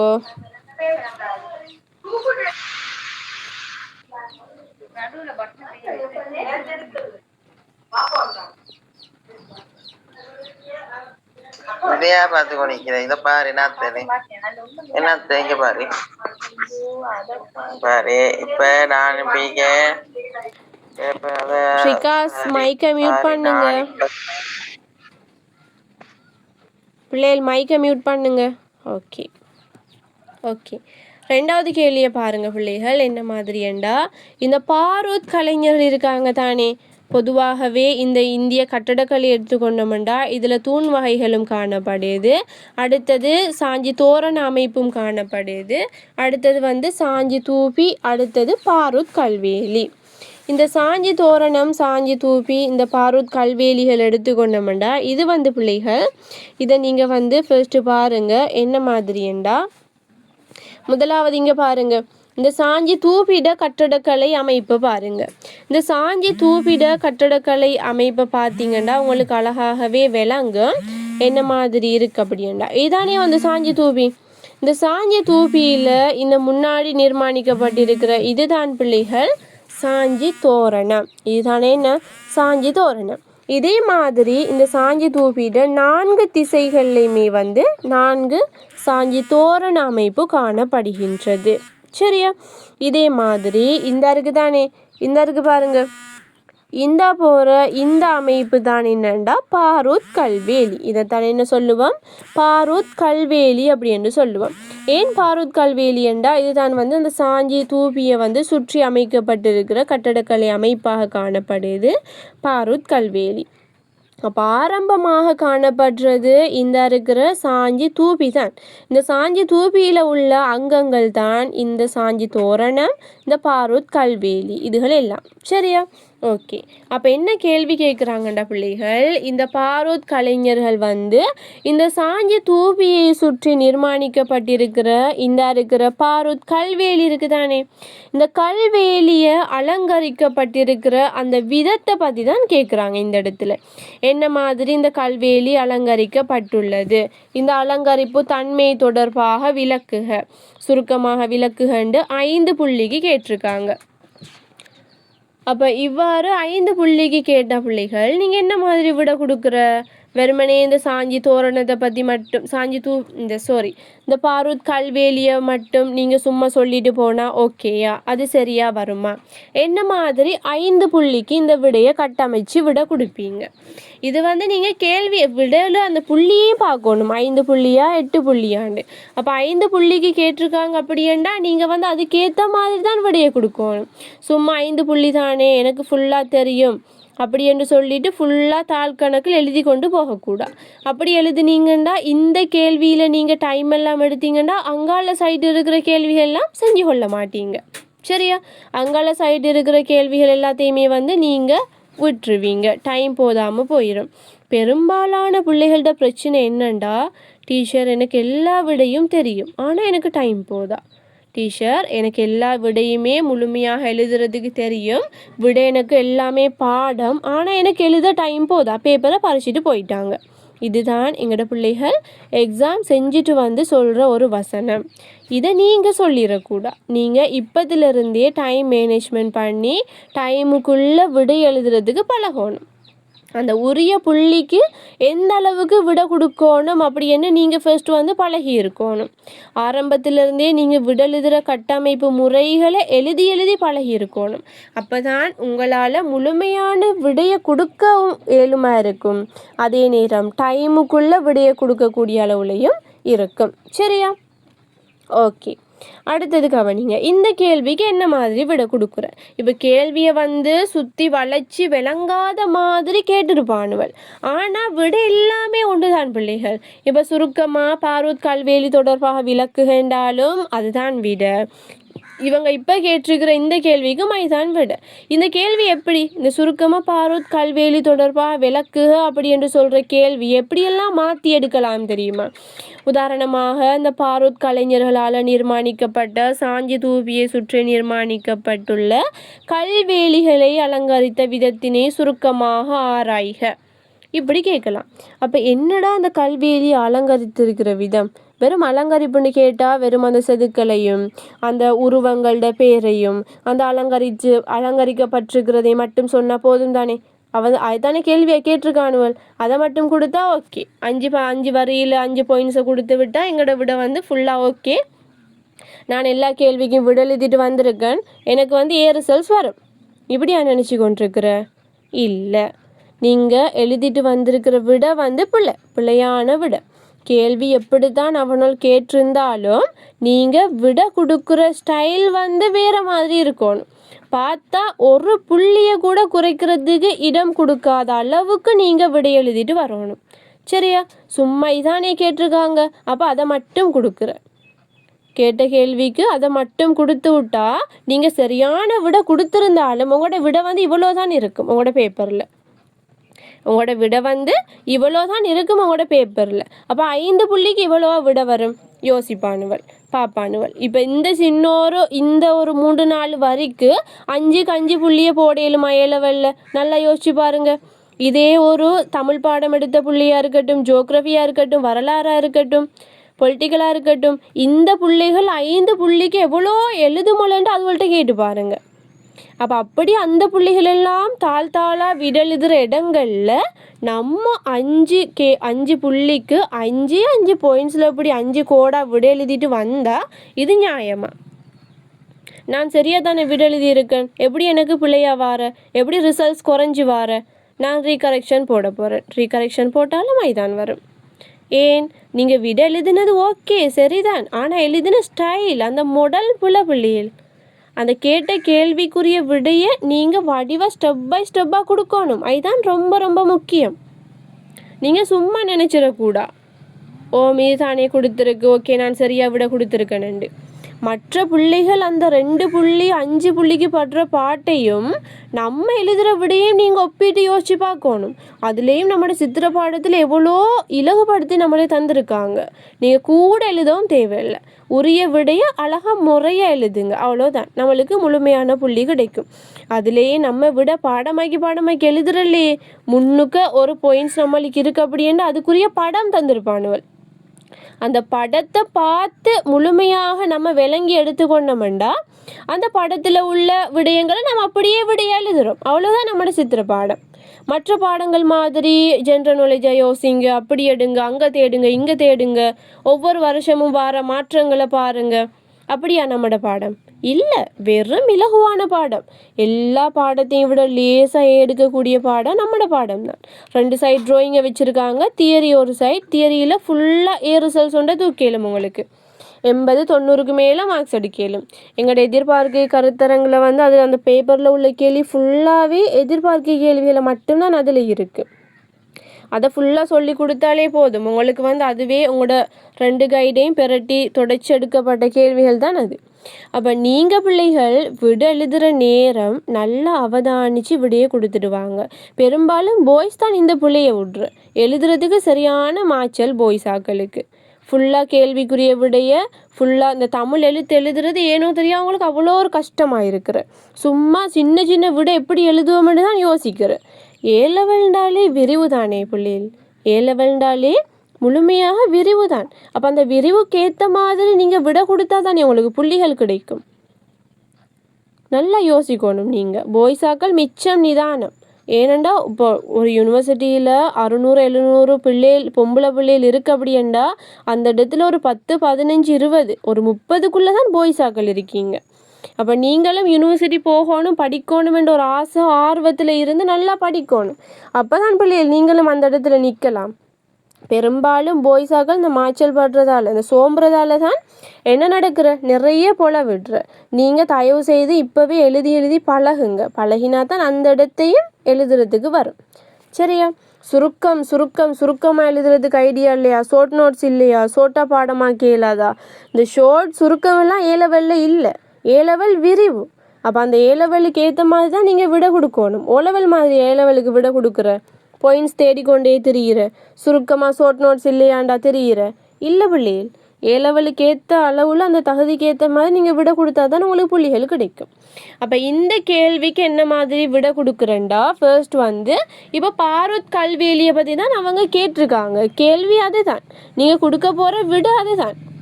ஆனால் கேள்வி என்ன, கொஞ்சம் மயக்கி உங்களை குழப்பி என்னென்னு யோசிக்க வச்சு அந்த யோசனையிலேயே 5 நிமிடத்தை தின்றதுக்கு தான் அவங்க அப்படி கேள்வி எடுக்கிற. ஏன்னா அப்போ தானே டைம் போகும் நீங்கள் யோசிச்சு கொண்டிருக்கிறதுல. எப்படி தான் யோசித்தாலும் பிள்ளைகள் விட ஒரே விட தான் வரும். கேள்வியை மாத்திரம்தான் அவங்க மாற்றி எடுப்பாங்க. சரியா? அதையும் நல்லா புரிஞ்சு வச்சுக்கொள்ளுங்க. ஓகே, அடுத்தது கவனிங்க. இப்போ பாரூத் கல்வேலியை பற்றி தான் அவங்க கேட்டிருக்காங்க. இந்த கேள்விக்கு என்ன மாதிரி விட கொடுக்குற? இதுக்கு எப்படி ஃபர்ஸ்ட் இந்த பாரூத் கல்வேலின்னு அந்த கட்டமைப்பை பற்றி கொஞ்சம் நீங்கள் நார்மலாக விளக்கணும். ஒரு அறிமுகம் ஒன்று கொடுக்கணும். என்ன மாதிரி? இந்தியாவில் முதலாவது நிர்மாணிக்கப்பட்ட கட்டடக்கலை அமைப்பு தூபியாக காணப்படுவது சாஞ்சி தூபியாகும். இந்த சாஞ்சி தூபியில் உள்ள ஒரு கட்டட அமைப்பாக ஒரு பகுதியாக பாரூத் கல்வேலி காணப்படுகின்றது.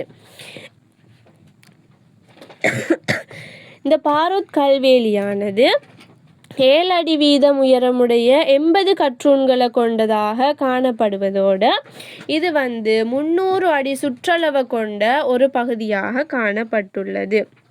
இந்த 300 அடி சுற்றளவில் தான் இதில் பகுதி எஞ்சி காணப்படுது, மற்றது எல்லாமே அழிவடைஞ்சிட்டு. சரியா பிள்ளைகள்? இந்த பாரூத் கல்வேலியானது உச்சிகளில் உள்ள தூண்கள் உச்சி தூண்கள் என்றும் கற்றகடுகளால் காணப்படுகின்றது. இந்த வேலி தூண்கள் கிடையாகவும் செங்குத்தாகவும் அமைந்து காணப்படுகின்றது. இங்கே பாருங்க, இதைத்தான் அந்த வேலி தூண் அப்படின்னு சொல்கிறாங்க. இந்த இடத்துல பாருங்க, இப்படி கிடையாகவும் இருக்குது, இப்படி செங்குத்தாகவும் கிடையாகவும் காணப்படுது. அதுதான் சொல்கிறாங்க. சரியா? இந்த பாரூத் கல்வேலிகளில் அதாவது செதுக்கல்களை நிர்மாணிக்கிறதுக்கு வட்ட வடிவமான சட்டகத்துக்குள்ள புத்த பெருமாண்ட ஜாதக கதை, புத்த பெருமானின் வாழ்க்கை நிகழ்வுகள், புத்த பெருமானின் வரலாற்று சம்பவங்கள் போன்றவற்றை அவர்கள் செதுக்கலாக செதுக்கி இருக்காங்க. சரியா? அடுத்தது நீங்கள் கொடுக்கணும் பிள்ளைகள். என்ன மாதிரி? இந்த பாரூத் செதுக்கல்களானது கருங்கல்லை ஊடகமாக பயன்படுத்தி தாழ் புடைப்பு நுட்ப முறையில் நிர்மாணிக்கப்பட்டுள்ள போதிலுமே இங்குள்ள செதுக்கல்கள் அனைத்தும் முப்பரிமாண தன்மையை வெளிப்படுத்தும் வகையில் நிர்மாணிக்கப்பட்டுள்ளது. இவ்வாறு கொடுங்க. சரியா? அடுத்தது என்ன கொடுக்குற? அடுத்த பந்தியில் ஸ்டார்ட் பண்ணுங்க.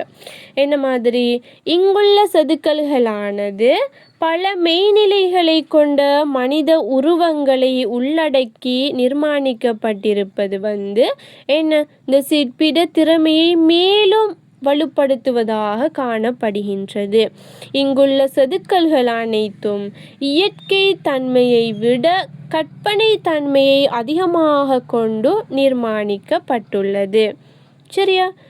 இங்குள்ள செதுக்கல்களானது வட்ட கற்றகட்டினுள் செதுக்கப்பட்டிருப்பதோடு இச்செதுக்கல்களுள் பிரதான கதாபாத்திரமாக விலங்குருவங்களை கொண்ட ஜாதக கதைகள் அதிகமாக செதுக்கப்பட்டுள்ளது.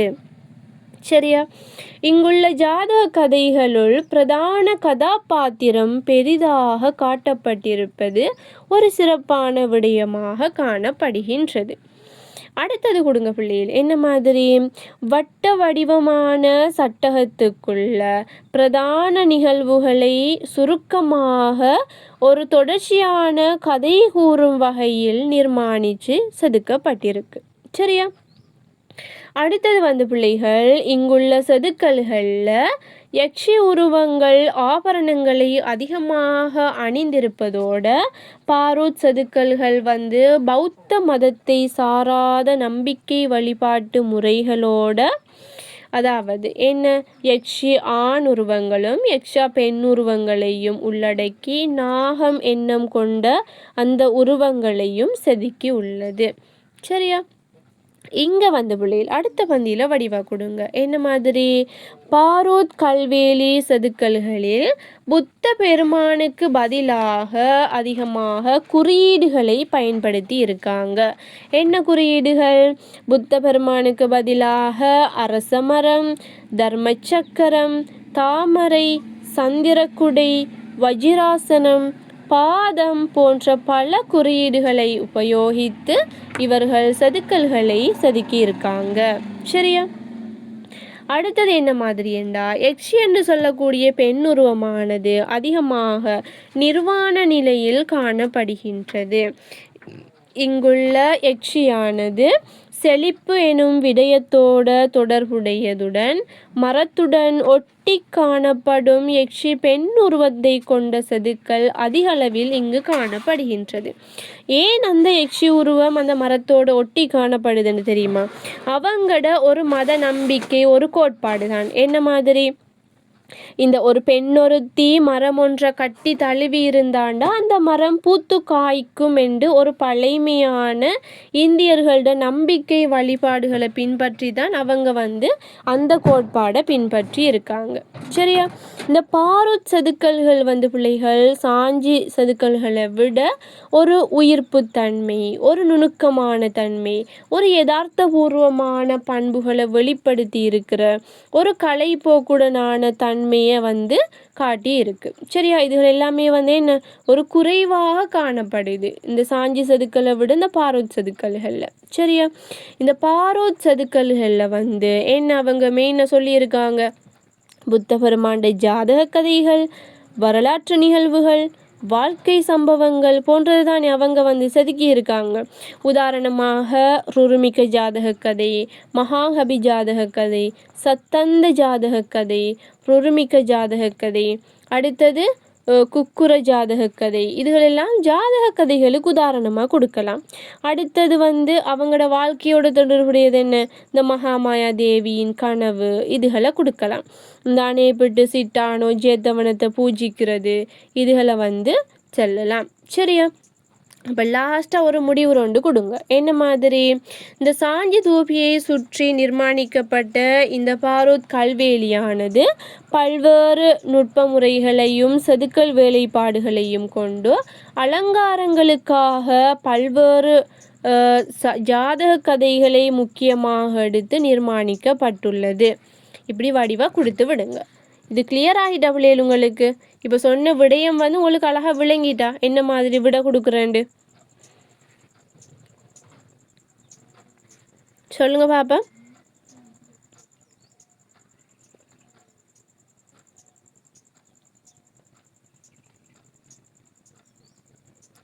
ஓகேம்மா, ஓகே ஓகே ஓகே. அடுத்தது பிள்ளைகள் 3வது கேள்வியை பாருங்கள். ஓகே, நான் சொல்கிற மெத்தட்லேயே நீங்கள் விடைகளை எழுதி பழகுங்க பிள்ளைகள். உங்களுக்கு அது பெரிய ஒரு பிரயோசனமாக இருக்கும். ஃபைனல் டைம் இப்போ இதுக்கு முதல் எங்களோட கிளாஸுக்கு வந்த பிள்ளைகள் எல்லாமே இருக்காங்க. ஆனால் புதிதாக வந்த பிள்ளைகளுக்கு கொஞ்சம் என்னடா இது தலைகீழாக இருக்கிற மாதிரி தான் விளங்கும். ஆனால் ரெக்கார்டிங்ஸை 1க்கு 2-3 தடவை கேட்டுக்கொள்ளுங்க. உங்களுக்கு ஏதாவது மேலதிகமான சந்தேகங்கள், உங்களுக்கு கேள்விகள் கிளியர் இல்லாமல் இருக்கிற இப்படி இருந்துச்சுன்னா நீங்கள் என்ன தொடர்பு கொண்டு தெளிவடைஞ்சு கொள்ளுங்க. எக்ஸாமுக்கு போகிறதுக்கு முதல்ல உங்களுக்கான சந்தேகங்கள் எல்லாத்தையுமே கிளியர் பண்ணிட்டு போங்க. சரியா? என்னென்றாலும் என்கிட்ட கேளுங்க. இன்ஷால்லா என்னால் இயலுமான அளவு நான் உங்களுக்கு ஹெல்ப் பண்ணுவேன். சரியா? ஓகே, 3வது கேள்வியை பாருங்கள் பிள்ளைகள். சாஞ்சி தோரண செதுக்கற் கலைஞரின் நிர்மாணிப்புகளுக்கு புத்த பகவானின் வாழ்க்கை சம்பவங்களை போன்று புத்த ஜாதக கதைகளும் உதவியாக அமைந்தன. அச்செதுக்கல்களின் கலை பண்புகளை உதாரணங்களுடன் விளக்குக என்று சொல்லியிருக்காங்க. அப்போ இது என்ன கேள்வி? இந்த கேள்வியை பார்க்கும்போது உங்களுக்கு என்ன விளங்குது? இந்த கேள்வியை பார்க்கும்போது பிள்ளைகள் உங்களுக்கு என்ன விளங்குது சொல்லுங்க பாப்போம். இந்த கேள்வியை நான் இப்போ வாசனன் தானே, இந்த கேள்வியை பார்க்கும்போது பெரிய கேள்வியாக போட்டிருக்காங்க, சுற்றி வளைச்சி போட்டு சும்மா அந்த மாதிரி குழப்பி வச்சுருக்காங்க. இப்படி குழப்பி இருக்கிற நேரம் உங்களுக்கு என்ன விளங்குது இதை பார்க்கும்போது? சுருக்கம் என்ன அந்த கேள்வியிட? ஓகே, உங்களுக்கு என்ன சரி சந்தேகம்ண்டா நீங்கள் என்ன தொடர்பு கொண்டு கேட்டுக்கொள்ளுங்க. பரீட்சைக்கு போகும்போது பிள்ளைகள் எந்த ஒரு குழப்பத்தோடையும் போயிடாதீங்க. இன்னும் ஒரு கிழமை தான் இருக்குது உங்களுக்கு எக்ஸாமுக்கு. டீச்சர்ட நம்பர் இது தான், தேவையான எடுத்துக்கொள்ளுங்க.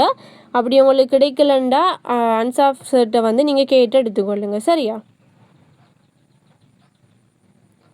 ஓகே, அடுத்தது கவனிங்க. நான் இந்த கேள்வியை திரும்ப இருக்க வாசிறேன், நீங்கள் நல்லா கவனிங்க.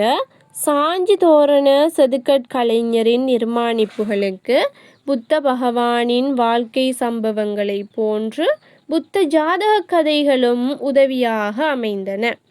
அச்செதுக்கல்களின் கலை பண்புகளை உதாரணங்களுடன் விளக்குக என்று சொல்லியிருக்காங்க. அப்போ இதுக்கு என்ன மாதிரி விட கொடுக்குற நம்ம? இப்போ இது வந்து சுருக்கமாக கேட்டிருக்காங்க பிள்ளைகள். சாஞ்சி தோரணத்தை பற்றி விளக்க சொல்லித்தான். இப்போ சாஞ்சி தோரணத்தை பற்றி விளக்குக அப்படி என்று சொல்கிற அந்த கேள்விக்கு பதிலாக தான் அவங்க அவ்வளோ ஒரு சுற்றி வளைச்சி கேள்வியை போட்டிருக்காங்க. இங்கே பாருங்கள், இந்த சாஞ்சி தோரணத்தை பற்றி மட்டும்தான் அவங்க கேட்டிருக்காங்க. ஆனால் கேள்வியை வந்து பல வகையில் மயக்கி உங்களை யோசிக்க வச்சு அதில் கொஞ்சம் டைமை தின்றதுக்கு தான் இப்படி கேள்வியை குழப்பி வச்சிருக்கிறேன். சரியா? ஓகே. அப்போ இந்த சாஞ்சி தோரணத்தில் வந்து என்ன மெயின் கருப்பொருளை என்ன தடுத்திருக்காங்க? புத்த பெருமாண்டு ஜாதக கதை, வாழ்க்கை சம்பவங்கள், வரலாற்று சம்பவங்கள், இதைத்தானே அவங்க கருப்பொருளாக எடுத்திருக்காங்க. அப்போ இப்படி கருப்பொருளாக எடுத்திருக்கிற நேரம் பிள்ளைகள் உங்களுக்கு வந்து அவங்க இதில் உள்ள அந்த புத்த ஜாதக கதைகள் உதவியாக இருந்துச்சு. இந்த செதுக்கல்களோட கலை பண்புகளை சொல்லுங்கன்னு சொல்லியிருக்காங்க, உதாரணங்களோட விளக்குக அப்படின்ட்டு. அப்போ இப்படி ஒரு கேள்வி வந்துச்சுண்டா இதுக்கு என்ன மாதிரி விட கொடுப்பீங்க சொல்லுங்கள் பார்ப்போம். உங்களோட சைடு உங்களோட ஐடியாக்களை ஷேர் பண்ணுங்க. நீங்கள் தைரியமாக மைக் ஆன் பண்ணி பேசலாம், சாட் பாக்ஸில் மெசேஜ் ஒன்று போடலாம். இந்த கேள்விக்கு என்ன மாதிரி விட கொடுப்பீங்க?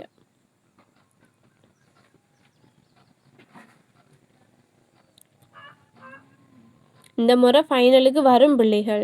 ஸோ நல்லா நிதானமாக தெளிவாக அழகாக படிச்சுட்டு போங்க.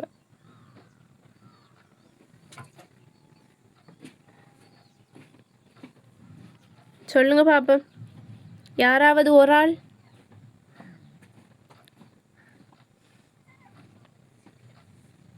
யாராவது ஒரு ஸ்டூடெண்ட் சொல்லலுமா? டீச்சர் இது இந்த கேள்வி தான், இதுக்கு இப்படி விட கொடுக்கலாம். உங்களோட ஐடியாக்களை ஷேர் பண்ணுங்க.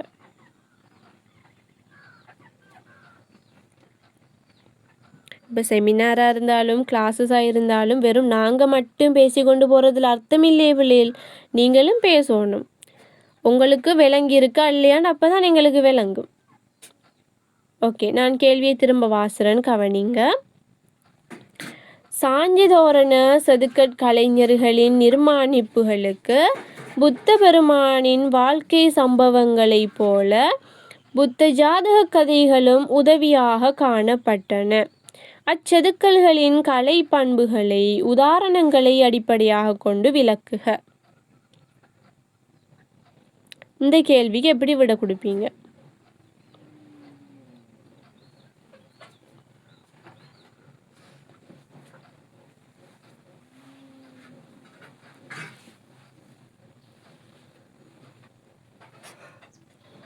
சாஞ்சி தோரணத்தோட சிறப்பியல்புகளை வச்சு சாஞ்சி தோரணத்தோட சிறப்பியல்புகளை வச்சு கொடுக்கலாம் ஒரு ஸ்டூடெண்ட் சொல்லியிருக்காங்க. ஓகே மகள், வெரி குட். வேறு ஒவ்வொரு பிள்ளையோட மைண்ட் செட்லேயும் ஒவ்வொரு ஐடியாக்கள் இருக்கும். அப்போ ஒவ்வொன்றும் வெளியில் வந்துச்சுண்டா ஒவ்வொன்று இல்லாத பிள்ளைக்கு ஒவ்வொன்றுமே வந்து பிரயோசனமாக இருக்கும். ஓம் இப்படியும் கொடுக்கலாம், ஓம் இப்படியும் கொடுக்கலாம்ன்ட்டு பல ஐடியாக்கள் இருக்கும் உங்ககிட்டயே. சொல்லுங்கள் பாப்போம். யாரும் பயப்பட தேவையில்லை, நம்ம தானே, நம்ம எத்தனை கிளாஸஸில் மீட் பண்ணியிருப்போம். ஸோ யாரும் பயப்படாமல் அழகாக தைரியமாக சொல்லுங்கள் பாப்போம்.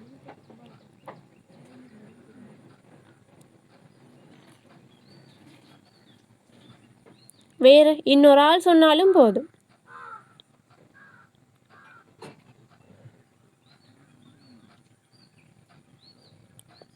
இன்னொரு ஸ்டூடெண்ட்.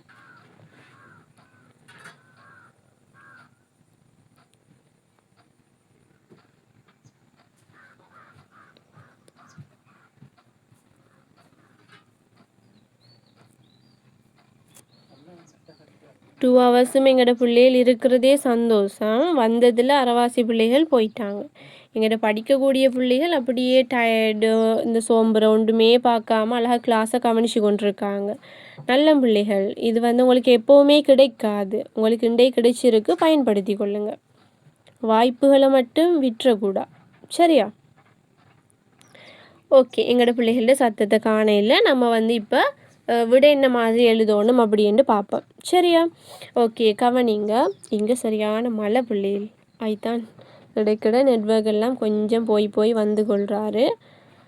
ஓகே, இந்த என்ன கேள்வி என்றாம்மா, இப்போ சாஞ்சி தோரணத்தோட கட்டமைப்பையும் அதில் உள்ள செதுக்கல்கள் தொடர்பான அந்த செதுக்கல்களோட கலை பண்பையும் கேட்டிருக்காங்க.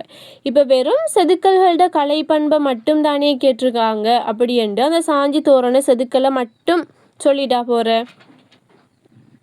சாஞ்சி தோரணத்தோட செதுக்கலில் மட்டும் சொல்லிட்டு போனால் ஓகே அவங்களோட விட கம்ப்ளீட் ஆகிருமா?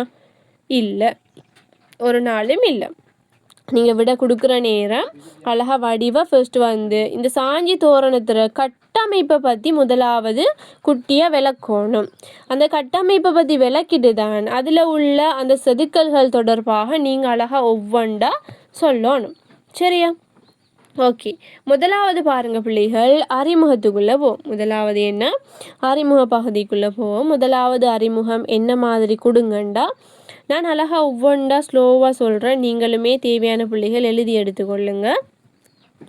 முதலாவது அறிமுகம் பிள்ளைகள், சாஞ்சி தோரணத்தின் கட்டமைப்பை இந்த சாஞ்சி தோரணத்தோட அந்த செதுக்கலை பற்றி தானே கேட்டிருக்காங்க. செதுக்கலை கேட்டால் நீங்கள் வெறும் செதுக்கலை மட்டும் கொடுத்துடக்கூடாது. அதை நல்லா ஞாபகத்தில் வச்சுக்கொள்ளுங்க.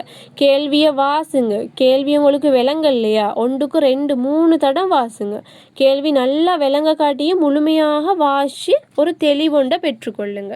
சரியா? ஓகே, முதலாவது கவனிங்க. இந்தியாவின் சாஞ்சி தூபி கட்டட அமைப்பில் இந்திய சாத்தவாகனர் காலத்தில் நிர்மாணிக்கப்பட்ட சாஞ்சி தோரணமும் பாரூத் கல்வேலியும் கட்டடக்கலையாக காணப்படுகின்றது. இதில் சாஞ்சி தோரண அமைப்பானது பல்வேறு கலை நுட்பங்களையும் பல்வேறு கட்டமைப்பு பண்புகளையும் கொண்டு நிர்மாணிக்கப்பட்டுள்ளது. இதில் சாஞ்சி தோரணமானது ஆரம்ப காலத்தில் மரத்தால் நிர்மாணிக்கப்பட்டு அதற்கு பின்னர் சாத்தவாகனர் காலத்தில் கருங்கல்லை ஊடகமாக பயன்படுத்தி கற்களால் நிர்மாணிக்கப்பட்டுள்ளது. சரியா?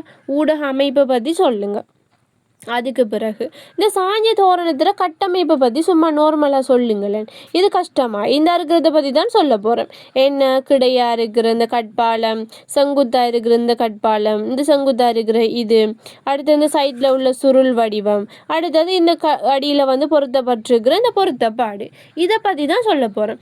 அப்போ எப்பயுமே ஒரு கட்டடக்கலை தொடர்பாக சொல்ல போகிறோம். ஏதோ ஒரு ஓவியமாக இருக்கட்டும், சிலையாக இருக்கட்டும் சொல்கிறோம் அப்படின்டா அது தொடர்பான கட்டமைப்பை நீங்கள் சொல்லணும் கட்டாயம். சரியா? ஓகே, அப்போ அடுத்தது என்ன மாதிரி கொடுப்பீங்க? ஃபர்ஸ்ட் வந்து ஊடகம் சொல்லிட்டீங்க. அடுத்தது கொடுக்கணும் பிள்ளைகள், இச்சாஞ்சி தோரணத்தின் 2 பாரிய சதுர வடிவிலான கற்றூன்களும் அதற்கு குறுக்காக உள்ள 3 கட்பாலங்களும் இணைந்து நிர்மாணிக்கப்பட்டுள்ளது. அக்கட்பாலங்களின் இடையே செங்குத்தாக 3 சிறிய இருக்கு பாருங்க கற்றூன்கள் நிர்மாணிக்கப்பட்டுள்ளது. சிறிய தூண்கள் வந்து என்ன, செங்குத்தாக நிர்மாணிக்கப்பட்டுள்ளது. இதில் குறுக்காக அமைக்கப்பட்ட கட்பாலங்களை உடலிபத் என்று அழைப்பதோடு அவற்றின் மத்திய பகுதி வந்து இங்க பாருங்க, இந்த மத்திய பகுதி வந்து இப்படி வந்து சற்று வளைந்து காணப்படுது. அதையும் சொல்லணும். சரி, அதெல்லாம் கட்டமைப்பு பண்பு தானே.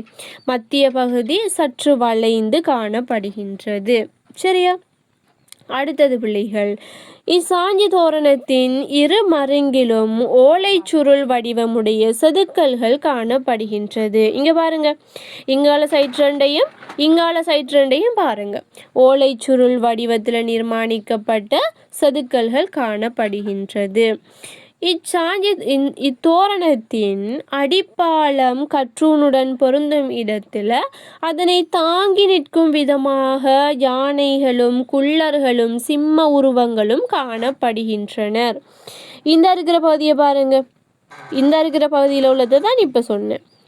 இந்த கட்பாலத்தை வந்து கற்றூனோட பொருந்துற இந்த இடத்துல வந்து அதை தாங்கி நிற்கும் விதமாக பிள்ளைகள் யானைகள் குள்ளர்கள் சிம்ம உருவங்கள் போன்றவை காணப்படுகின்றது. இந்த கற்றூன்களோட அடியில் உள்ள கட்பாலம் இணையும் பகுதியில் அடைப்புக்குறி வடிவில் அமைக்கப்பட்ட சால பஞ்சிக்கா எனப்படும். இந்த இருக்க பாருங்க, இது வந்து எம்சிக்கு வர இந்த இருக்க இந்த கலரால் மார்க் பண்ணி காட்டுறேன். இது வந்து எம்சிக்கு வர இந்த சால பஞ்சிக்கா என்று சொல்லக்கூடிய அந்த கிளைகளை கையில் ஊந்தி நிர்வாணமான நிலையில் நிற்கும் யக்ஷின்ற பெண் உருவம் ஒன்றும் காணப்படுகின்றது. இந்த கட்பாலங்கள் அனைத்துமே வந்து இடைவெளிகளின்றி செதுக்கல்களோடு காணப்படுவதோடு இந்த கட்பாலங்களின் மீது சிங்கம், குதிரை, யானை, ரிஷபம், பசு போன்ற உருவங்களும் மனித உருவங்களும் செதுக்கப்பட்டு காணப்படுகின்றது. இங்கு செதுக்கல்களை செதுக்குவதற்காக கருப்பொருளாக புத்த பெருமானின் ஜாதக கதைகள், வாழ்க்கை நிகழ்வுகள், வரலாற்று சம்பவங்கள் போன்றவைகளை எடுத்துள்ளனர். இங்குள்ள கற்றூன்கள், கிடைப்பாலங்கள், அதாவது இந்த பாரிய கட்பாலங்கள் அனைத்திலும் நெருக்கமாக முழுமையாக செதுக்கல்களை கொண்டு நிர்மாணிக்கப்பட்டுள்ளது. சரியா? அடுத்தது கொடுங்க பிள்ளைகள். என்ன மாதிரி என்றால் இங்கு வந்து அதாவது இந்த சாஞ்சி தோரணத்திலே மிகவும் சிறப்பானதாக கிழக்கு மற்றும் வடக்கு தோரணம் அதிகமான கலை நிர்மாணிப்புகளை உள்ளடக்கி நிர்மாணிக்கப்பட்டிருப்பதோடு இந்த சாஞ்சி தோரணத்திட செதுக்கல்கள் யாவுமே வந்து இந்த ஒரு சிற்ப கலைஞர் குழுவால் வந்து செதுக்கப்படலையாம். இது வந்து பல்வேறு காலகட்டத்தில் பல்வேறு ஆக்களால் செதுக்கப்பட்டிருக்கு. சரியா? இங்குள்ள செதுக்கல்களில் புத்த பெருமானுக்கு பதிலாக அரசமரம், தர்மச்சக்கரம், சந்திரக்குடை, தாமரை, வஜிராசனம், பாதம் போன்ற குறியீடுகளை உபயோகித்து செதுக்கல்களை நிர்மாணித்துள்ளனர். இங்குள்ள செதுக்கல்கள் அனைத்தும் பகுதியளவில் இயற்கை தன்மைகளை உடையதாக காணப்படுகின்றது. இங்குள்ள ஜாதக கதைகளில் உள்ள பிரதான கதாபாத்திரங்கள் அனைத்தும் பெரிய அளவில் காட்டப்பட்டுள்ளதோடு செதுக்கல்கள் மிக நுணுக்கமான முறையில் விளக்கமளிக்கும் விதத்தில் செதுக்கப்பட்டுள்ளது. சரியா? அடுத்தது கொடுங்க பிள்ளைகள். என்ன மாதிரி என்றால் இங்கே வந்து இடைவேளிகளின்றி செதுக்கல்கள் செதுக்கி இருப்பதோடு இங்குள்ள மரக்கிளைகளை கைகளில் ஏந்திய வண்ணம் காணப்படும் இந்த பெண் அதாவது இந்த சால பஞ்சிக்கான்னு சொல்கிறோம் தானே, இந்த பிள்ளைகள் கவனிங்க. இடி முழக்கம் பிள்ளைகளை தான் வந்து கொஞ்சம் நெட்வொர்க் போயிட்டு. சரியா? ஓகே, கவனிங்க. அடுத்தது கொடுங்க. என்ன மாதிரி என்றால் இதில் வந்து என்ன பழைமையான இங்குள்ள செதுக்கல்கள் வந்து எல்லாமே வந்து பழைமையான யானை தந்தங்களோட பாணியை தழுவித்தான் செதுக்கல்கள் வந்து நிர்மாணிக்கப்பட்டிருக்கு. சரியா? இதில் நம்ம சொல்கிறோம் தானே, இந்த சால பஞ்சிக்கா, இந்த யக்ஷி, இதுகளுக்கு வந்து பல பேர்கள் காணப்படுதான். இவ வந்து மரக்கிளைய கைகள் ஏந்திய வண்ணம் தானே காணப்படுறா. இந்த பெண் வந்து பேய் அல்லது ராட்சசி அல்லது அரக்கி அல்லது என்ன வழக்கை நோக்காக கொண்ட இந்திய அடிப்படையில் இந்த பெண்ணுருவத்தை வந்து அவங்க சொல்கிறாங்க. இதில் வந்து பிள்ளைகள் முக்கியமானது என்னென்னா இங்குள்ள செதுக்கல்களில் முக்கியமாக உதாரணங்களை குறிப்பிட்டு தானே கேள்வியில் சொல்லியிருக்காங்க. நீங்கள் இடைக்கிடையே நீங்கள் விடெழுதும் போது வேறு கலர் பெண்ணால் உதாரணங்களை கொடுக்கணும். இப்போ ஜாதக கதைகள் தொடர்பாக சொல்கிறீங்க அப்படின்னா வெஸ்தந்தர் ஜாதக கதை, சத்தந்த ஜாதக கதை, மகாஹபி ஜாதக கதை, அதெல்லாம் வந்து நீங்கள் ஜாதக கதைகளுக்கு உதாரணமாக கொடுங்க. அடுத்தது இந்த புத்த பெருமாண்ட வாழ்க்கை நிகழ்வுகள் இருக்குதானே, அதுக்கு மகாமாயா தேவியின் கனவு, இல்லற வாழ்க்கை துரத்தல், இதுகளை வந்து உதாரணமாக கொடுங்க. அடுத்தது வரலாற்று சம்பவங்கள் இருக்குதானே பிள்ளைகள், வரலாற்று நிகழ்வுகள், இதுகளுக்கெல்லாமே வந்து நீங்கள் இந்த புத்த பெருமான் கிம்புல்வத் புரிகைக்கு வருகை தருதல், இந்த புத்த பெருமான் சங்கசபுரியை அடைதல், இதுகள் எல்லாத்தையுமே வந்து நீங்கள் அதுகளுக்கு உதாரணமாக கொடுக்கலாம். அப்போ நீங்கள் என்ன மாதிரி இந்த குறியீடுகளை பயன்படுத்தி இருக்கிற நேரம் நம்ம குறியீடு சொல்கிறோம், அந்த இடங்கள் அதுக்கு கீழே இந்த ஜாதக கதையில் உண்டு, வரலாற்று சம்பவங்களில் உண்டு, வாழ்க்கை நிகழ்வுகளில் உண்டு. இவ்வாறு நீங்கள் என்ன செஞ்சு கொள்ளலாமெண்டா உதாரணங்களை கொடுக்கலும். சரியா? அப்போ ஒவ்வொரு விட கொடுக்குற நேரமும் நீங்கள் இடைக்கிடையே இந்த உதாரணங்களையும் அதிகமாக கொடுத்து கொள்ளுங்க. ஏன்னா கேள்விகளை நீங்கள் கட்டாயம் வாசிக்கணும். சம்டைம் ஓவியங்கள் எடுத்துக்கொண்டோம்னா அந்த ஓவியங்களை அடிப்படையாக கொண்டு விளக்குகன்னு சொல்லுவாங்க. அப்போ அப்படி சொல்லுற நேரம் பிள்ளைகள் நீங்கள் வந்து என்ன செய்யணும், அழகாக அந்த ஓவியங்களை நீங்கள் விளக்கி கொடுக்கணும். சரியா? அதாவது அந்த குறிப்பிட்ட ஓவியத்தை நீங்கள் தனியாக விளக்கி கொடுக்க வேண்டியெல்லாம் வரும். உதாரணங்களுடன் விளக்குகண்டா நீங்கள் அந்த உதாரணத்தை கொடுத்து தான் விளக்கணும். அப்போ தான் உங்களுக்கு முழுமையான புள்ளி கிடைக்கும். விளையிட்ட பிள்ளைகள் என்ன மாதிரி விட கொடுக்குறேன்டு ஃபுல்லாக கிளியர் ஆகிட்டா? செட் பாக்ஸில் மெசேஜ் ஒன்று போட்டுக்கொள்ளுங்க.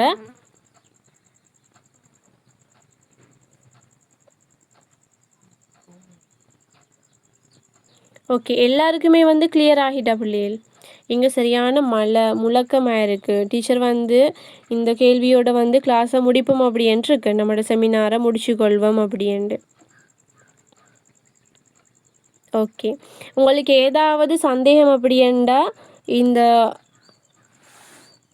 ஏதாவது சந்தேகம் அப்படின்டா இந்த எடுவேஷ் நிறுவனத்திட்ட நீங்கள் கேட்டு டீச்சரை தொடர்பு கொள்ளையிலும். சரியா?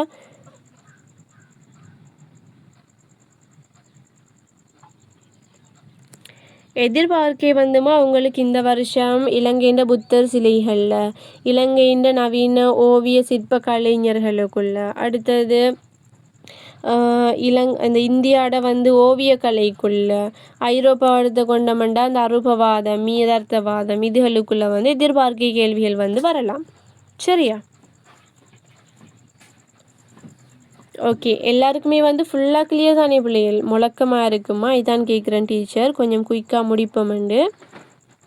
உங்களுக்கு கிளியரண்டா நம்ம முடிச்சு கொள்ளலாம். சொல்லுங்கள் பாப்போம். செட் பாக்ஸில் லாஸ்ட்டாக ஒரு மெசேஜ் ஒன்று போட்டு விடுங்க. ஃபுல்லாக கிளியர் தானே? ஏதாவது சந்தேகங்கள் இருக்காண்டி பார்த்த விடயங்களில்? ஓகேம்மா, ஓகே, அல்ஹம்துலில்லாஹ். Okay, welcome. ஓகேம்மா, ஓகே ஓகே ஓகேம்மா, அல்ஹம்துலில்லாஹ். ஓகேம்மா, பாரக்கல்லாஹ் ஃபீக். உங்களுக்கு மேலதிக ஏதாவது சந்தேகங்கள் இருந்தால் கட்டாயம் டீச்சரை தொடர்பு கொண்டு கேட்டுக்கொள்ளுங்க. சரியா? இங்கே வானிலை சரியான பிரச்சனையாக இருக்குது பிள்ளைகளாய் தான். ஓகே ஓகேம்மா, அல்ஹம்துலில்லாஹ். நீங்கள் வந்து நன்றி செலுத்தணும். இந்த எடுவேஷ் நிறுவனத்துக்கு தான் நீங்கள் வந்து நன்றி செலுத்தணும். அவங்க தான் இந்த ஃப்ரீ செமினாரை வந்து ஏற்பாடு செஞ்சவங்க. ஓகே ஓகே பிள்ளைகள், எல்லாருக்குமே வந்து அஸ்ஸலாமு அலைக்கும், வணக்கம், குட் ஈவினிங்.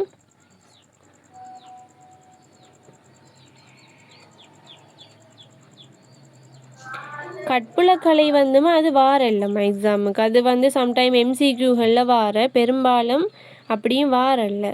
அது வந்து நீங்கள் அந்தளவுக்கு கஷ்டப்பட்டு படிக்கணுமென்று அவசியம் இல்லை. சரியா?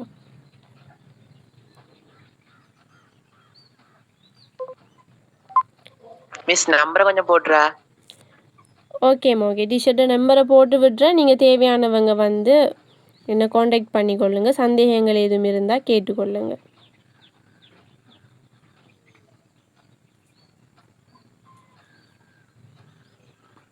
சைபர் 75 4 280 281. சரியா? இந்த நம்பரை வந்து தொடர்பு கொண்டு நீங்கள் உங்களுக்கு தேவையான சந்தேகங்களை கேட்டுக்கொள்ளுங்க. இன்றைக்கி வந்து எங்களோட கிளாஸ் வந்து எங்களோட பிள்ளைகளோட அந்த இறுதி கருத்தடங்கிற வந்து பார்ட் 2 இன்றைக்கி நடக்கும். ஜாயினாக விரும்புகிறவங்க வந்து என்கிட்ட இன்ஃபார்ம் பண்ணுங்க, எட் பண்ணி விடுறேன். சரியா? ஓகே பிள்ளைகள், நம்ம வந்து கிளாஸை முடிச்சுக்கொள்வோம். இந்த செமினாரை முடிச்சுக்கொள்வோம். எல்லாருக்குமே வந்து அஸ்ஸலாமு அலைக்கும்.